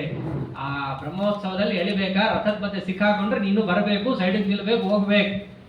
ಅದರಲ್ಲಿರುವಂತಹ ವ್ಯವಸ್ಥೆ ಹೆಂಗೋ. ಆಚಾರ್ಯರ ಒಂದು ಉತ್ಸವನೇ ಅದು ಒಂದು ರೀತಿ ಮಧುನವಮಿ. ಆ ಆಚಾರ್ಯರೇ ಸ್ವಯಂ ನಡ್ಕೊಂಡ್ ಬರ್ತಿದ್ದಾಗ ಅದರ ಮಧ್ಯದಲ್ಲೇ ರಾಜ ಸಿಕ್ಕಾಕೊಂಡವನೇ ಹಂಗೆ ಬಂದ. ರಷ್ಯಲ್ಲಿ ಎಷ್ಟು ಭಕ್ತಿಯಿಂದ ಬಂದ. ದೊಡ್ಡವರು ನಮ್ಮ ರಾಜ್ಯಕ್ಕೆ ಬಂದಿದ್ದಾರೆ, ಇವರು ಪಾದ ಬಿದ್ದಿದ್ದೇ ನನ್ನ ಉದ್ಧಾರ ಆಯಿತು ಅಂತ ಹೇಳಿ ಆ ರಾಜ ಬರ್ತಾ ಇದ್ದಾನೆ. ದೇವಸ್ಥಾನ ಬಂತು. ದೇವಸ್ಥಾನ ಬರ್ತಿರ್ಲಿಕ್ಕೇನೆ ಎಲ್ಲರೂ ಸ್ವಲ್ಪ ರಾಜಂಗೂ ಜಾಗ ಮಾಡಿಕೊಟ್ರು. ರಾಜನಪ್ಪ ಇವನು ಸ್ವಲ್ಪ ಬಿಡೋಣ ಅಂತ ರಾಜಂಗೂ ಸ್ವಲ್ಪ ಜಾಗ ಮಾಡಿಕೊಟ್ರು. ತಾನೂ ಬಂದ. ಆಚಾರ್ಯರು ತಮ್ಮ ಶಿಷ್ಯ ಪರಿವಾರ ಸಮೇತ ದೇವಸ್ಥಾನಕ್ಕೆ ಹೋದ್ರು, ಅರಮನೆಗೆ ಹೋಗ್ಲಿಲ್ಲ. ಮದನೇಶ್ವರ ವಲ್ಲಭ ಪ್ರದೇಶೆ ಪ್ರಭುಮಾಯಾಂತ ಮಥಾಭ್ಯಪದ್ಯ ತದ್ರಾಕ್. ಮೊದಲಿಗೆ ಆ ದೇವಸ್ಥಾನಕ್ಕೆ ಹೋಗಿದ್ದಾರೆ ಆಚಾರ್ಯ. ಅಲ್ಲಿ ಉಳ್ಕೊಳ್ಳೋರಲ್ಲ, ನಾವು ಬಂದ್ರು ದೇವಾಲಯದಲ್ಲಿ ಉಳ್ಕೊಳ್ಳೋರು ಅಂತ ಹೇಳಿ ದೇವಸ್ಥಾನಕ್ಕೆ ಹೋಗಿ ಅಲ್ಲಿ ಎಲ್ಲ ಶಿಷ್ಯರನ್ನು ಕೂಡಿಸ್ಕೊಂಡು ಅಲ್ಲಿದ್ದಂತಹ ಸಾಮಂತರಾಜರ ಮಧ್ಯದಲ್ಲಿ ಜಯಸಿಂಹ ಕೂತಿದ್ದಾರೆ. ಎಲ್ಲ ರಾಜಾದಿರಾಜರ ಮಧ್ಯೆ, ಆ ಶಿಷ್ಯರ ಮಧ್ಯೆ ಆಚಾರ್ಯ ಏನು ಪ್ರವಚನ ಮಾಡಿದ್ರು, ಹಿತ ನುಡಿ ಹೇಳಬೇಕಲ್ಲ, ಅನುಗ್ರಹ ಸಂದೇಶ ಅಂತ ಕೆಲಸಕ್ಕೆ ಬಂದಿರೋದು ಏನೋ ಹೇಳ್ತಾರೆ. ಆಚಾರ್ಯ ಅಲ್ಲಿ ಏನ್ ಮಾಡಿದ್ದು, ಅವದತ್ ಸಕಥಾಂ ರಥಾಂಗಪಾಣೇ ಭಗವಾನ್ ಭಾಗವತೆ ಭವಾಪಹಂತ್ರಿ ಅನುರೂಪ ಗುಣಸ್ವರಾದಿಭಾಜ ನಿಜ ಶಿಷ್ಯ ಪ್ರವರೇಣ ವಾಚ್ಯಮಾನೆ. ಆ ಕಾಲದಲ್ಲಿ ಆಚಾರ್ಯರು ಹೇಳಿದಂತಹದ್ದೇನು ಭಾಗವತ ದಶಮಸ್ಕಂದವನ್ನು ಹೇಳಿದ್ದಾರೆ ಪ್ರವಚನ. ಅಂದ್ರೆ ಬರೀ ಭಾಷ್ಯ ಪ್ರವಚನ ಮಾಡಿ ಬರೀ ಪಂಡಿತರಿಗಷ್ಟೇ ಅಲ್ಲ, ಆ ಕಾಲದಲ್ಲಿ ಅಂದಿದ್ದಂತಹ ಎಲ್ಲರೂ ಸೇರಿದ್ದಾರಲ್ಲಿ. ಎಲ್ಲರೂ ಸೇರಿದಾಗ ಎಲ್ಲರಿಗೂ ಕೂಡ ತತ್ವಜ್ಞಾನ ಬರಬೇಕು ಅಂತ ಹೇಳಿ ಆಚಾರ್ಯ ಪ್ರವಚನ ಮಾಡಿದ್ದೆ ಕೃಷ್ಣ ಕಥಾ. ಎಲ್ಲರಿಗೂ ಪಂಡಿತ ಪಾಮರ ಪ್ರತಿಯೊಬ್ಬರಿಗೂ ಕೂಡ ಅಪೂರ್ವ ತತ್ವವನ್ನು ಅಲ್ಲಿ ಹೇಳ್ತಾ ಆ ಜಯಸಿಂಹನ ನಿಮಿತ್ತದಿಂದ ಅಲ್ಲಿರೋ ಪ್ರತಿಯೊಬ್ಬ ಪ್ರಜೆಗಳಿಗೂ ಅನುಗ್ರಹ ಮಾಡಿದ್ದಾರೆ. ಆಚಾರ್ಯರ ಪ್ರತಿಯೊಂದು ನಡೆನುಡಿಯೂ ಕೂಡ ನೆನೆಸ್ಕೋಬೇಕು. ಪಂಡಿತಾಚಾರ್ಯ ಅಂತಾರೆ, ಗಮನಾಸನ ಸಂಕತಾದಿ ಲೀಲಾ ಸ್ಮೃತಿ ಮಾತ್ರೇಣ ಭವಾಪವರ್ಗದಾತ್ರಿ ಕಥಮಪ್ಯಮರಾ ಪ್ರಪಂಚಯೇಯು. ಅಲ್ಲ, ಆಚಾರ್ಯರ ಗಮನಾಸನ ಸಂಕತಾದಿ ಲೀಲಾ, ಆಚಾರ್ಯ ನಡೆದಿದ್ದು, ಮಾತಾಡಿದ್ದು, ಕೂತಿದ್ದು, ಏನೇನು ಲೀಲೆಗಳು ಅಂತಿದ್ದಾವೋ ಅದು ಸ್ಮೃತಿ ಮಾತ್ರೇಣ ಭವಾಪವರ್ಗದಾತ್ರಿ. ಅದನ್ನು ನೀವು ನೆನೆಸ್ಕೊಂಡ್ರೆ ಸಾಕು. ಭವಾಪವರ್ಗದಾತ್ರಿ ಸಂಸಾರದಿಂದ ಮೋಕ್ಷವನ್ನು ತಂದು ಕೊಡಬಲ್ಲದು. ಅಂತಹ ಆಚಾರ್ಯರ ದಿವ್ಯ ಚರಿತ್ರೆ, ಅಂತಹ ಆಚಾರ್ಯರು ಯಾವ ವಿಷ್ಣುಮಂಗಲದಲ್ಲಿ ಪ್ರವಚನವನ್ನು ಮಾಡ್ತಾ ಇದ್ರು ಜಯಸಿಂಹನ ಜೊತೆ, ಅಲ್ಲಿಗೊಬ್ಬರು ವಿದ್ವಾಂಸರು ಬಂದರು. ಅವರೇನೆ ಸುತಪ ಕವಿತಾದಿ ಸದ್ಗುಣಾನಾಂ ಲಿಕುಚಾನಾಂ ಕುಲಜೋಂಗಿರೋನ್ವಯಾನಾಂ. ಆಂಗೀರಸ ಪುತ್ರೋತ್ಪನ್ನರಾದ ಲಿಕುಚ ಕುಲ ತಿಲಕರಾದಂತಹ ತ್ರಿವಿಕ್ರಮ ಪಂಡಿತರಲ್ಲಿ ಬರ್ತಾರೆ. ಅವರ ತಾಯಿಗೂ ಮಕ್ಕಳಿರಲ್ಲ, ಹರಿಹರನನ್ನ ಉಪಾಸನೆ ಮಾಡಿ ಒಳ್ಳೆ ಮಗ ಬೇಕು ಅಂತ ಹೇಳಿ ಪಡೆದಿರ್ತಾರೆ. ತ್ರಿವಿಕ್ರಮ ಅಂತ ಅವನಿಗೆ ಹೆಸರು. ವೇದೇ ವೇದಾಂತೆ ಕವಿತಾಯಾಮ್ ಇವನನ್ನು ಮೀರಿಸೋರು ಇಲ್ಲ. ತ್ರಿವಿಕ್ರಮ ಅಂತ ಅವ್ರಿಗೆ ಹೆಸರಿಗೆ ತಕ್ಕಂಗೆ ಬೆಳೆದ್ರು. ಪಾಠ ಹೇಳಿಸ್ಕೊಳ್ಳಕ್ಕೆ ಅಂತ ಚಿಕ್ಕವರಿದ್ದಾಗ ಹೋದ್ರೆ ಅವ್ರು ಏನೇನೋ ದೋಷಗಳನ್ನು ತೋರಿಸಿದ್ರೆ ಗುರುಗಳಿಗೆ ಉತ್ತರ ಕೊಡಕ್ಕೆ ಬರಲಿಲ್ಲ. ಬಿಟ್ಟೇ ಬಿಡೋಣ ಪಾಠ ಅಂತ ತೀರ್ಮಾನ ಮಾಡಿದ್ರು. ಫ್ರೆಂಡ್ಸ್ ಇರ್ತಾರಲ್ಲ, ಶ್ರುತವಾನ್ ತತ್ ಸಮಯಸ್ಯ ಬೋಧಿತೋಲಂ, ಅವ್ರ ಸ್ನೇಹಿತರು ಹೇಳ್ತಾ ಇದ್ರು ಮುಂದೆ ಬರಬಹುದು ಕೂತ್ಕೊಂಡು ಕೇಳ್ರಿ ಅಂತ ಹೇಳಿ ಪಂಡಿತಾಚಾರ್ಯನ ಕೂಡಿಸ್ಕೊಂಡು ಕೇಳಿಸ್ತಾ ಇದ್ರು. ಪಾಠ ಮುಗೀತು, ದೊಡ್ಡ ವಿದ್ವಾಂಸರಾದರು. ಎಷ್ಟೆಷ್ಟೋ ಭಾನುದೀಕ್ಷಿತ ಮುಂತಾದವ್ರನ್ನೆಲ್ಲ ವಾಕ್ಯಾರ್ಥದಲ್ಲಿ ಸೋಲಿಸಿದ್ರು. ಎಲ್ಲ ದೊಡ್ಡ ಶಾಲು ಶಕಲಾತಿ ಹೊತ್ಕೊಂಡು ಮನೆಗೆ ಬಂದರು.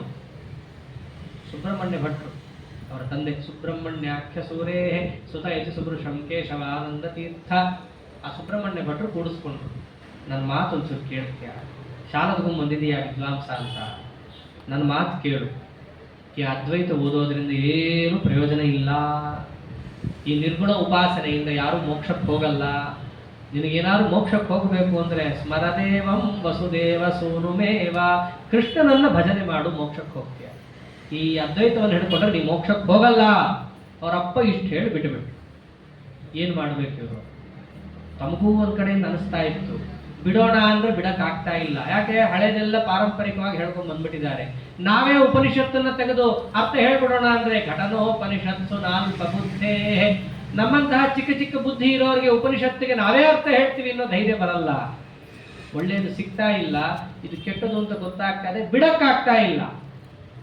ಏನ್ ಮಾಡ್ಬೇಕು ಅಂತ ದಿಕ್ಕು ತೋಚ್ತಾ ಇಲ್ಲ. ಕಡೆಗೆ ಒಂದು ನಿರ್ಧಾರ ಮಾಡಿಬಿಟ್ರು ಅವರು. ಭಾರತ ಭಾಗವತಾದಿಗಳಲ್ಲಿ ಏನು ಹೇಳಿದ್ದಾರೋ ಸ್ಮೃತಿ ಧರ್ಮ ಅನುಭೃಷಮಾಚರಂತ ಏವ, ಶಾಸ್ತ್ರದಲ್ಲಿದೆ ಕರ್ಮಣ ಜ್ಞಾನಮಾತನೋತಿ ಜ್ಞಾನೇನ ಅಮೃತಿ ಭವತಿ, ಸತ್ಕರ್ಮಾನುಷ್ಠಾನವನ್ನು ನಿಷ್ಕಾಮವಾಗಿ ಮಾಡಿದ್ರೆ ತತ್ವಜ್ಞಾನ ಸಿಗುತ್ತೆ ಅಂತ ಇದೆ. ಅಷ್ಟು ಮಾಡಿಬಿಡೋಣ ಅಂತಂದ್ರೆ ವಿಷ್ಣು ಪ್ರೇರಣೆಯ ವಿಷ್ಣು ಪ್ರೀತ್ಯರ್ಥಂ ನಾವು ಮಾಡೋಣಂತೆ. ದೇವರು ತತ್ವಜ್ಞಾನ ಕೊಡ್ತಾನೆ. ಯಾಕೆ ಅವನು ಹೇಳಿದ್ದಾನೆ, ದೇವರು ಹೇಳಿದ್ದಾನೆ ಅದಾಗತ್ತೆ ಅಂತ ಹೇಳಿ ಅದ್ವೈತವನ್ನೇ ಓದ್ತಾ ಇದ್ರು. ಎಷ್ಟೋ ಅದ್ವೈತ ಪಂಡಿತರೆಲ್ಲ ಬಂದರು. ಪಂಡಿತರೇ, ನೀವೊಬ್ಬರೇ ನಮಗೆ ಗತಿ, ನೀವು ಮತಾಂತರ ಆಗ್ಬಿಟ್ರೆ ಕಷ್ಟ ಆಗುತ್ತೆ ನಮಗೆ, ನಿಮ್ಮನ್ನು ನಂಬ್ಕೊಂಡಿದ್ದೀವಿ, ನೀವು ಇದ್ದೀರಾ ಅಂತ ನಮಗೊಂದಿಷ್ಟು ಧೈರ್ಯ ಬಂದಿದೆ. ಆದ್ದರಿಂದ ಮಧ್ವರಾಯರನ್ನು ಎದುರಿಸೋ ತಾಕತ್ತು ಯಾರಿಗಾರಿದ್ರೆ ನಿಮಗೆ ಎಲ್ಲ ಬಂದು ನಿತ್ಯ ಅವ್ರನ್ನ ಉಬ್ಬಿಸೋದು. ಇವ್ರಿಗೆ ಗೊತ್ತಿತ್ತು ಆಗಲ್ಲ, ಆಚಾರ್ಯ ಸಿದ್ಧಾಂತ ಕಷ್ಟ ಇದೆ ಅಂತ ಹೇಳಿ ಇವರಿಗೂ ಅನಿಸ್ತಾ ಇತ್ತು. ಎಷ್ಟೋ ಜನ ಪಾಠ ಕೇಳ್ಕೊಂಡು ಬರ್ತಿದ್ರಲ್ಲ, ಆಚಾರ್ಯರ ಪಾಠ ಕೇಳ್ಕೊಂಡು ಬಂದಾಗ ಇವ್ರ ಮನೆ ಎದುರಿಗೆ ಹೋಗ್ಬೇಕು. ಅವರು ಹೋದಾಗ ಅವ್ರಿಗೇನೋ ಆಚಾರ ಪಾಠ ಕೇಳ್ಕೊಂಡು ಬಂದಿದ್ದೀವಿ, ನಮಗೇನೋ ಭಾಳ ಗೊತ್ತು ಅಂತ ವಿದ್ವಾಂಸರು ಪಂಡಿತಾಚಾರ್ಯರು ಅವರು ಕೂಡ ಏನೇನೋ ಪ್ರಶ್ನೆ ಮಾಡಬೇಕು. ಪಂಡಿತಾಚಾರ್ಯ ಅದಕ್ಕೆಲ್ಲ ಉತ್ತರ ಕೊಡಬೇಕು. ಅದು ಹೆಂಗಿತ್ತು ಅಂತಂದ್ರೆ ವಿವಿಧೋತ್ತರ ಧೂಲಿಪಾತನೇನ ಪ್ರತಿಘೇನಾಧಿಕ ಮಂದಯಾಂಚಕಾರ. ಆ ಮಧುರಾಯರ ಶಿಷ್ಯರು ಏನೋ ನಾವು ಸಮರ್ಥನೆ ಮಾಡ್ತೀವಿ ಅಂತ ಬರಬೇಕು, ನಿಮ್ ಕೆಲ ಆಗಲ್ಲ ಹೋಗ್ರಿ ಅಂತ ಬೈದು ಕಳಿಸ್ಬೇಕು. ಆದ್ರೆ ಏನ್ ವಿಶೇಷ ಇತ್ತು ಅಲ್ಲಿ, ಅವರಿಗೆ ಬರಲ್ಲ ಉತ್ತರ ಅಂತ ಹೇಳಿಸ್ತಿದ್ರೆ ಹೊರತು ಇವರಿಗೆ ಸಮಾಧಾನ ಆಗ್ತಾ ಇರಲಿಲ್ಲ. ಕಂಡ್ರೆ ಮಾಡೋದು, ನಾನೇನೋ ಅವ್ರ ಬಾಯಿ ಬಂದ್ ಮಾಡಿದೆ, ಆದ್ರೆ ನನ್ನ ಮತ ಸರಿ ಅಲ್ವಲ್ಲ. ಕಡೆಗೆ ಅವ್ರು ಏನ್ ಮಾಡ್ತಾ ಇದ್ರು, ಅವ್ರ ಅಣ್ಣನೇ ಗೇಟ್ ಕೀಪರ್. ಶಂಕರ ಪಂಡಿತರು ಆಗ್ಲೇ ಆಚಾರ್ಯರ ಶಿಷ್ಯರಾಗಿ ಹೋಗಿದ್ರು. ಆಚಾರ್ಯರ ಗ್ರಂಥಪಾಲಕರು ಅವರೇ. ಏನ್ ಮಾಡ್ತಿದ್ರು, ಕ್ಷಣದ ಸುವಿಚಕ್ಷಣ ಸವೀಕ್ಷ ಪ್ರಚುರ ಪ್ರಜ್ಞ ಮನೋಜ್ಞ ಶಾಸ್ತ್ರ ಸಾರಂ. ರಾತ್ರಿ ಯಾರಿಗೂ ಗೊತ್ತಾಗದೆ ಇದ್ದಾಗ ಅವ್ರ ಅಣ್ಣನ ಕೈಯಿಂದ ಬೀಗ ಇಸ್ಕೊಡೋರು. ಅಣ್ಣ ಒಂದು ಸ್ವಲ್ಪ ಕೊಡು ಬೀಗ, ಯಾತಕ್ಕೂ ನಾವು ಸ್ವಲ್ಪ ನೋಡ್ತೀನಿ ಪುಸ್ತಕ ತಗೋ ಅಂತ ಕೊಟ್ಟರು. ಪ್ರತಿ ರಾತ್ರಿ ಹೋಗಬೇಕು, ಆಚಾರ್ಯ ಏನು ಬರೆದಿದ್ದಾರೆ ಅಂತ ಓದಬೇಕು. ಅಪರಾವಿದಿತ ಪ್ರಸಾದ ಗರ್ಭಂ ವಿವಿಧೇ ವಿಸ್ಮಯ ಮಾಂತರಂ ಮಹಾಂತಂ. ಮನಸ್ಸನ್ನು ಒಳಗಿಂದಲೇ ಆನಂದ ಆಶ್ಚರ್ಯ ಎಲ್ಲ ಉಂಟಾಗ್ತಾ ಇದೆ. ಎಷ್ಟು ಚೆನ್ನಾಗಿದೆ ಆಚಾರ್ಯರ ಮತ. ಪ್ರಚುರ ಪ್ರಜ್ಞೆ ಮನೋಜ್ಞ ಶಾಸ್ತ್ರಸಾರಂ, ಅತ್ಯದ್ಭುತವಾಗಿದೆ ಅಂತ ತಾವೇ ಮನಗಂಡ್ರು. ಎಷ್ಟೋ ಬಾರಿ ಪ್ರಶ್ನೆಗಳು ಬಂದಾಗ ಆಚಾರ್ಯ ಹತ್ರನೇ ಹೋದ್ರು ಪ್ರಶ್ನೆ ಕೇಳಕ್ಕೆ. ಆಚಾರ್ಯ ನಮ್ಗೆ ಹಿಂಗೆ ಪ್ರಶ್ನೆ ಬಂದಿದ್ದು ಉತ್ತರ ಕೊಡ್ರಿ. ಆಚಾರ್ಯ ಕೊಟ್ಟರು ಉತ್ತರ ಕೊಟ್ಟ ಮೇಲೆ ಆಚಾರ್ಯ ಶಿಷ್ಯರಾಗಿ ಯಾಕೆ ಹಾಕ್ಲಿಲ್ಲ, ನಾನು ವಿಮೃಶ್ಯ ಕೃತಿ ಕುರುತೆ ಖಿಲಂ. ಆಚಾರ್ಯ ಹತ್ರನೇ ಹೋಗಿ ಉತ್ತರ ಪಡೆದ್ರು. ಇಲ್ಲಿ ನಾನು ಒಂದು ಪ್ರಶ್ನೆ ಕೇಳ್ತಿದ್ದೇನೆ ಹೊರತು ನನ್ನ ಒಳಗಿನ ನಿಜವಾದ ನೈಜ ಯೋಧ ಹೊರಗಿನ ಬಂದಿಲ್ಲ. ಆ ಕಾರಣ ಪ್ರಶ್ನೆ ಮಾಡಿಲ್ಲ. ಆದ್ದರಿಂದ ಇವ್ರ ಮತವನ್ನು ನಾನು ಈಗಲೇ ಸ್ವೀಕಾರ ಮಾಡಲ್ಲ ಅಂತ ಹೇಳಿ ಅವರು ಸ್ವೀಕಾರ ಮಾಡ್ತಿರ್ಲಿಲ್ಲ. ಹೀಗೆ ಆಚಾರ್ಯ ಹತ್ರನೇ ಎಷ್ಟೋ ಬಾರಿ ಬಂದಿದ್ರು. ಕಡೆಗೆ ಅವ್ರು ಏನು ಮಾಡ್ತಾರೆ, ಈ ಜಯಸಿಂಹ ಕರೆಸಿರ್ತಾರಲ್ಲ ಭಾಗವತ ಹೇಳಲಿಕ್ಕೆ, ಆಚಾರ್ಯ ಇಲ್ಲೇ ಬಂದಿದ್ದಾರಂತೆ, ಅವ್ರು ನೋಡೋಣ ಅಂತ ಹೇಳಿ ಅದೇ ಸ್ಥಳಕ್ಕೆ ಬರ್ತಾರೆ, ದೇವಸ್ಥಾನಕ್ಕೆ. ಆ ಜಯಸಿಂಹನಿಗೆ ಹೇಳ್ತಾರ ಅವರು, ಜಯಸಿಂಹ ಯಾರು ಸಿಕ್ಕಿದ್ದಾರೆ ಗೊತ್ತಾ ನಿನಗೆ? ದ್ಯುಸದಸಿ ಭಜತೋಯಂ ದುರ್ಲಭಾ ದಬ್ರಭಾಗ್ಯೈ ದಿಶದು ಸಪರಮಾನಂದಾಗ್ರ ತೀರ್ಥಾರ್ಯ ರೇಣು ಧರಣಿಧರ ಸುಖಂತೆ ಸಂತತಂ ಸ್ವಾಂತರೇತಿ. ಯಾರ ಪಾದದ ಧೂಳಿಯನ್ನ ಸೇವಾ ಮಾಡಿದ್ರೆ ಪೌರಂದರಿ ಧೂಹು, ಸಾಕ್ಷಾತ್ ಸ್ವರ್ಗದ ಸುಪ್ಪತ್ತಿಗೆ ನಿನ್ನ ಪಾದಕ್ಕೆ ಬಂದು ಬೀಳುತ್ತೋ ಅಂಥವರ ಪಾದದ ಧೂಳಿ ಸಿಕ್ಕಿದೆ ಜಯಸಿಂಹ. ಆದ್ದರಿಂದ ಇವರ ಪಾದವನ್ನು ಬಿಡಬೇಡ, ನೀನು ಗಟ್ಟಿಯಾಗಿ ಹಿಡ್ಕೋ, ಇವರ ಪಾದವನ್ನು ಆಶ್ರಯಿಸು ಅಂತ ಹೇಳಿ ಪಂಡಿತಾಚಾರ್ಯರು ಆ ಜಯಸಿಂಹನಿಗೆ ಉಪದೇಶ ಮಾಡಿ, ಆ ಜಯಸಿಂಹ ಇವ್ರನ್ನ ಯಾಕೆ ಕರೆಸಿದ್ದ ಅಂತಂದ್ರೆ ಆ ಪದ್ಮತೀರ್ಥನಿಗೆ ತಪ್ಪಿತಸ್ಥ ಅಂತ ಹೇಳಿ ಮಾಡಿಸ್ಬೇಕಲ್ಲ. ಅವಾಗ ಪಂಡಿತಾಚಾರ್ಯ ಹೋಗಿದ್ರೆ ಯಾಕೆ ಅದ್ವೈತಿಗಳೇ ಅಲ್ಲ ಅವ್ರಿಗೆ. ಅವಾಗ ಅವ್ರು ಹೋಗಿ ಕೇಳ್ಕೊತಾರೆ, ಕೃತಮಪ ಕೃತಮಾರ್ಯೈ ಕ್ಷಮ್ಯತಾಂ ಕ್ಷಾಂತಿ ಭೂಷೈ ಇತಿ ಮೃದು ವದತಾಂ ಸಂಪ್ರಾರ್ಥನಾ ವಿಪ್ರಭೂಣ ಅಪಹೃತಮ ಪರೇಶಾಂ ಮಂತ್ರತೋ ಗ್ರಂಥ ಜಾತಂ ದಶಹೃದಯ ನಿಯೋಗ ಅಗ್ರಹೀತ್ ಶಂಕರಾರ್ಯ. ಅಣ್ಣನ್ ಪುಸ್ತಕ ಕೊಡಿಸಿದ್ರು ತಮ್ಮ. ಇವ್ರ ಅದ್ವೈತಿಗಳೇ. ಇವ್ರು ಹೋಗಿ ಆಚಾರ ಹತ್ರ ಕೇಳ್ಕೊತಾರೆ, ಸ್ವಾಮಿ ಕರುಣ ಮಾಡಬೇಕು, ತುಂಬಾ ಶಿಕ್ಷಾ ಹಾಕಬೇಡ್ರಿ, ಉಗ್ರ ಶಿಕ್ಷಾ ಹಾಕಬೇಡ್ರಿ. ಯಾಕೆ ಆಚಾರ ತಪಸ್ಸಾಗಿದೆ. ಆ ರಾಜನ ಕಥೆಯಲ್ಲಿ ತೋರಿಸ ನೀ ಸತ್ಯ ಹೋಗ್ತೀಯ ಅಂತ ಹೇಳಿದ್ರು ರಾಜನಿಗೆ. ಹಂಗೇನೆ ಇಲ್ಲೂ ಕೂಡ ಉಗ್ರ ಶಿಕ್ಷಾ ತೋರಿಸ್ಬೇಡ್ರಿ, ಕ್ಷಮ ಮಾಡ್ರಿ ಅಂತ ಕೇಳ್ಕೊಂಡ್ರು. ಅದು ಅವನ ಮೇಲಿನ ಕ್ಷಮ ಅಲ್ಲ, ಪಂಡಿತಾಚಾರ್ಯ ಮೇಲಿನ ಕಾರುಣ್ಯದಿಂದ ಆಚಾರ್ಯ ಏನ್ ಮಾಡಿದ್ರು, ಹೆಚ್ಚಿಗೆ ಶಿಕ್ಷಾ ಕೊಡಕ್ ಹೋಗ್ಲಿಲ್ಲ. ರಾಜನ ಎದುರಿಗೆ ಅವ್ರು ಒಂದಿಷ್ಟು ಚೀಮಾರಿ ಹಾಕ್ಸಿದ್ರು. ಎಲ್ಲ ಪುಸ್ತಕವನ್ನ ಅವನ ಕೈಯಿಂದಲೇನೆ ಶಂಕರ ಪಂಡಿತರಿಗೆ ಕೊಡಿಸ್ತಾರೆ. ಕಾರಣ ತ್ರಿವಿಕ್ರಮ ಪಂಡಿತರ ಪ್ರಾರ್ಥನೆ. ಹೀಗೆ ಪಂಡಿತಾಚಾರ್ಯರ ಪ್ರಾರ್ಥನೆಯಂತೆ ಆಚಾರ್ಯರು ಶಂಕರ ಪಂಡಿತರಿಗೆ ಪುಸ್ತಕವನ್ನು ಕೊಡಿಸಿ ಆನಂತರದಲ್ಲಿ ಅನೇಕ ಪ್ರವಚನವನ್ನು ಅಲ್ಲಿ ಮಾಡ್ತಾರೆ. ಪ್ರವಚನ ಮಾಡಿದಾಗ ನಿತ್ಯ ದಿನಚರ್ಯ ಹೇಗಿತ್ತು, ಅವ್ರು ಹೇಗೆ ಗೋಪಿಚಂದ್ರ ಹಂಚಿಕೊಂಡ್ರು, ಪಾಠ ಪ್ರವಚನದ ಸಮಯ ಹೇಗಿತ್ತು, ಎಷ್ಟು ಚೆನ್ನಾಗಿದೆ ಆಚಾರ್ಯರ ಕಥಾದಲ್ಲಿ. ಶಿಷ್ಯರುಗಳು ಹೇಗೆ ನಡ್ಕೋತಿದ್ರು, ರಾತ್ರಿ ಇಡೀ ಮಲ್ಕೋತಾ ಇರಲಿಲ್ಲ. ಆಚಾರ ಅದನ್ನೇ ಹೇಳಿರೋದು, ಮಲ್ಕೋ ಅಂತ ಎಲ್ಲೂ ಹೇಳೇ ಇಲ್ಲ. ಅತ್ಯಶಕ್ಯೇತು ನಿದ್ರಾದವು ಅಂತ ಹೇಳಿರೋದು. ಹೀಗೆ ಆಚಾರ್ಯರ ಉಪದೇಶವನ್ನು ಅಕ್ಷರಶಃ ಪಾಲಿಸ್ತಾ ಇದ್ದ ಶಿಷ್ಯರು. ಏನೋ ಬೆಳಗಿನ ಜಾವ ಆಗ್ತಿರ್ಲಿಕ್ಕೆ ಸ್ವಲ್ಪ ಜಂಪು ಹಿಡಿದಂಗೆ ಆಗ್ತಾ ಇತ್ತು, ನಿದ್ದೆಗಣ್ಣ ಆಗ್ತಿರ್ಲಿಕ್ಕೇನೆ ಆಚಾರ್ಯರ ಕಾರುಣ್ಯ ಎಷ್ಟಿತ್ತು. ಶಿಷ್ಯ ಮಲ್ಕೊಂಡಿದ್ದಾನೆ ಅಂತ ಒಂದು ಎಬ್ಬಿಸ್ತಾನೆ ಇರಲಿಲ್ಲ. ತಾವೇ ತಮ್ಮ ಶಾಟಿ ಲಂಗೋಟಿ ಹಿಡ್ಕೊಂಡು ನದಿಗೆ ಹೋಗ್ಬಿಡೋರು. ಆಚಾರ್ಯ ಹಿಂಗೆ ಹೋಗ್ತಿರ್ಲಿಕ್ಕೆ ಸ್ವಲ್ಪ ಸಫಲ ಆಗುತ್ತಲ್ಲ, ಅಷ್ಟಾಗಿ ಶಿಷ್ಯ ಎಚ್ಚೆತ್ತುಕೊಂಡು ನದಿಗೆ ಹೋಗೋ ಅಷ್ಟರಲ್ಲಿ ಆಚಾರ್ಯ ಸ್ನಾನ ಮಾಡ್ತಾ ಇರ್ತಿದ್ರು. ಶಿಷ್ಯನಿಗೆ ಒಂಥರ ಮನಸ್ಸನ್ನು ಅಳುಕು, ಅಯ್ಯೋ ಆಚಾರ್ಯರ ವಸ್ತ್ರವನ್ನು ನಾನು ಎತ್ಕೊಂಡು ಹೋಗ್ಬೇಕಿತ್ತು, ಅವರೇ ತಗೊಂಡು ಹೋದ್ರಲ್ಲ ಅಂತ ಹೇಳಿ ನದಿಗೆ ಹೋಗ್ತಾ ಇರಲಿಲ್ಲ. ಅವನೇನ್ ಮಾಡ್ತಿದ್ದ ಅಂದ್ರೆ ನದಿ ದಂಡೆ ಮೇಲೆ ಸುಮ್ಮನೆ ತಲೆ ಬಗ್ಗಿಸ್ಕೊಂಡು ನಿಂತ್ಬಿಡ್ತಾ ಇದ್ದ. ಆಚಾರ್ಯ ಸ್ವಲ್ಪ ಮಂದಹಾಸ ಮಾಡಿ ಕೈ ಸನ್ನೆ ಮಾಡೋರು, ಬಾ ಸ್ನಾನ ಮಾಡುವ ಅಂತ ಕರೆದು ನೇರ ತಾನು ಹೋಗೋದು. ಆ ಗುರುಗಳು ಶಿಷ್ಯರ ಮೇಲೆ ಎಷ್ಟು ವಾತ್ಸಲ್ಯ ತೋರಿಸ್ತಾ ಇದ್ರು, ಗುರುಗಳ ಮೇಲೆ ಶಿಷ್ಯರು ಏನು ಭಕ್ತಿ ತೋರಿಸ್ತಾ ಇದ್ರು, ಎಲ್ಲ ಬಹಳ ಚೆನ್ನಾಗಿರುವಂತಹದ್ದನ್ನ ಗ್ರಥನ ಮಾಡ್ತಾರೆ. ಇಷ್ಟ ಆಗ್ತಿರ್ಲಿಕ್ಕೇನೆ ಹೆಂಗಿತ್ತು ದಿನಚರ್ಯ ಆಚಾರ್ಯರದ್ದು. ಬೆಳಗ್ಗೆ 4:15 ಏಳಬೇಕು, 6:30 ತನಕ ಎಲ್ಲ ಆನ್ಹಿಕ ಮುಂತಾದವುಗಳನ್ನು ಮುಗಿಸ್ಬೇಕು. ಸೂರ್ಯ ಬರ್ತಿರ್ಲಿಕ್ಕೇನೆ ಶಿಷ್ಯರಿಗೆ ಅರ್ಥ ಆಯ್ತು, ಓಹೋ ಸೂರ್ಯ ಬಂದ ಅಂದ್ರೆ ಇನ್ನು ಆಚಾರ್ಯರು ಪಾಠ ಶುರು ಮಾಡ್ತಾರೆ ಅಂತ ಹೇಳಿ ಪಾಠ ಶುರುವಾಯಿತು ಅಂತ ಹೇಳಿ ಎಲ್ಲರೂ ಬಂದು ಆಚಾರ್ಯರ ಪಾಠಕ್ಕೆ ಕೂಡ್ಬೇಕು. ಅಲ್ಲಿಂದ 9:30 ತನಕ ಪಾಠ ಆದ್ಮೇಲೆ ಮತ್ತೆ ಆಚಾರ್ಯರ ಸಂಸ್ಥಾನ ಪೂಜಾ. ಈಗಿರೋ ಸ್ವಾಮಿಗಳೇ ಅಗಾಧ, ಇನ್ನವರು ಜೀವೋತ್ತಮರು ಸ್ವಯಂ ತಾವು.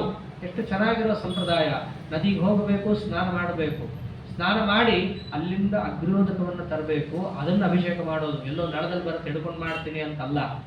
ವಸ್ತುತಃ ಇದು ಭಾಗವತ ಧರ್ಮ ಏನಿದೆ ಅಂತಂದ್ರೆ, ಹತ್ತಿರದಲ್ಲಿ ನದಿ ಇದ್ದಾಗ ನದಿ ನೀರಿನಿಂದ ತಂದು ಪೂಜಾ ಮಾಡಬೇಕೇ ಹೊರತು ಬಾವಿ ಇದ್ದು ಬಾವಿ ನೀರಿಂದ ತಂದು ಮಾಡಬಾರದು. ಶ್ರೇಷ್ಠವಾದದ್ದನ್ನು ಹಾಕಬೇಕು ಅಂತಿರೋದು.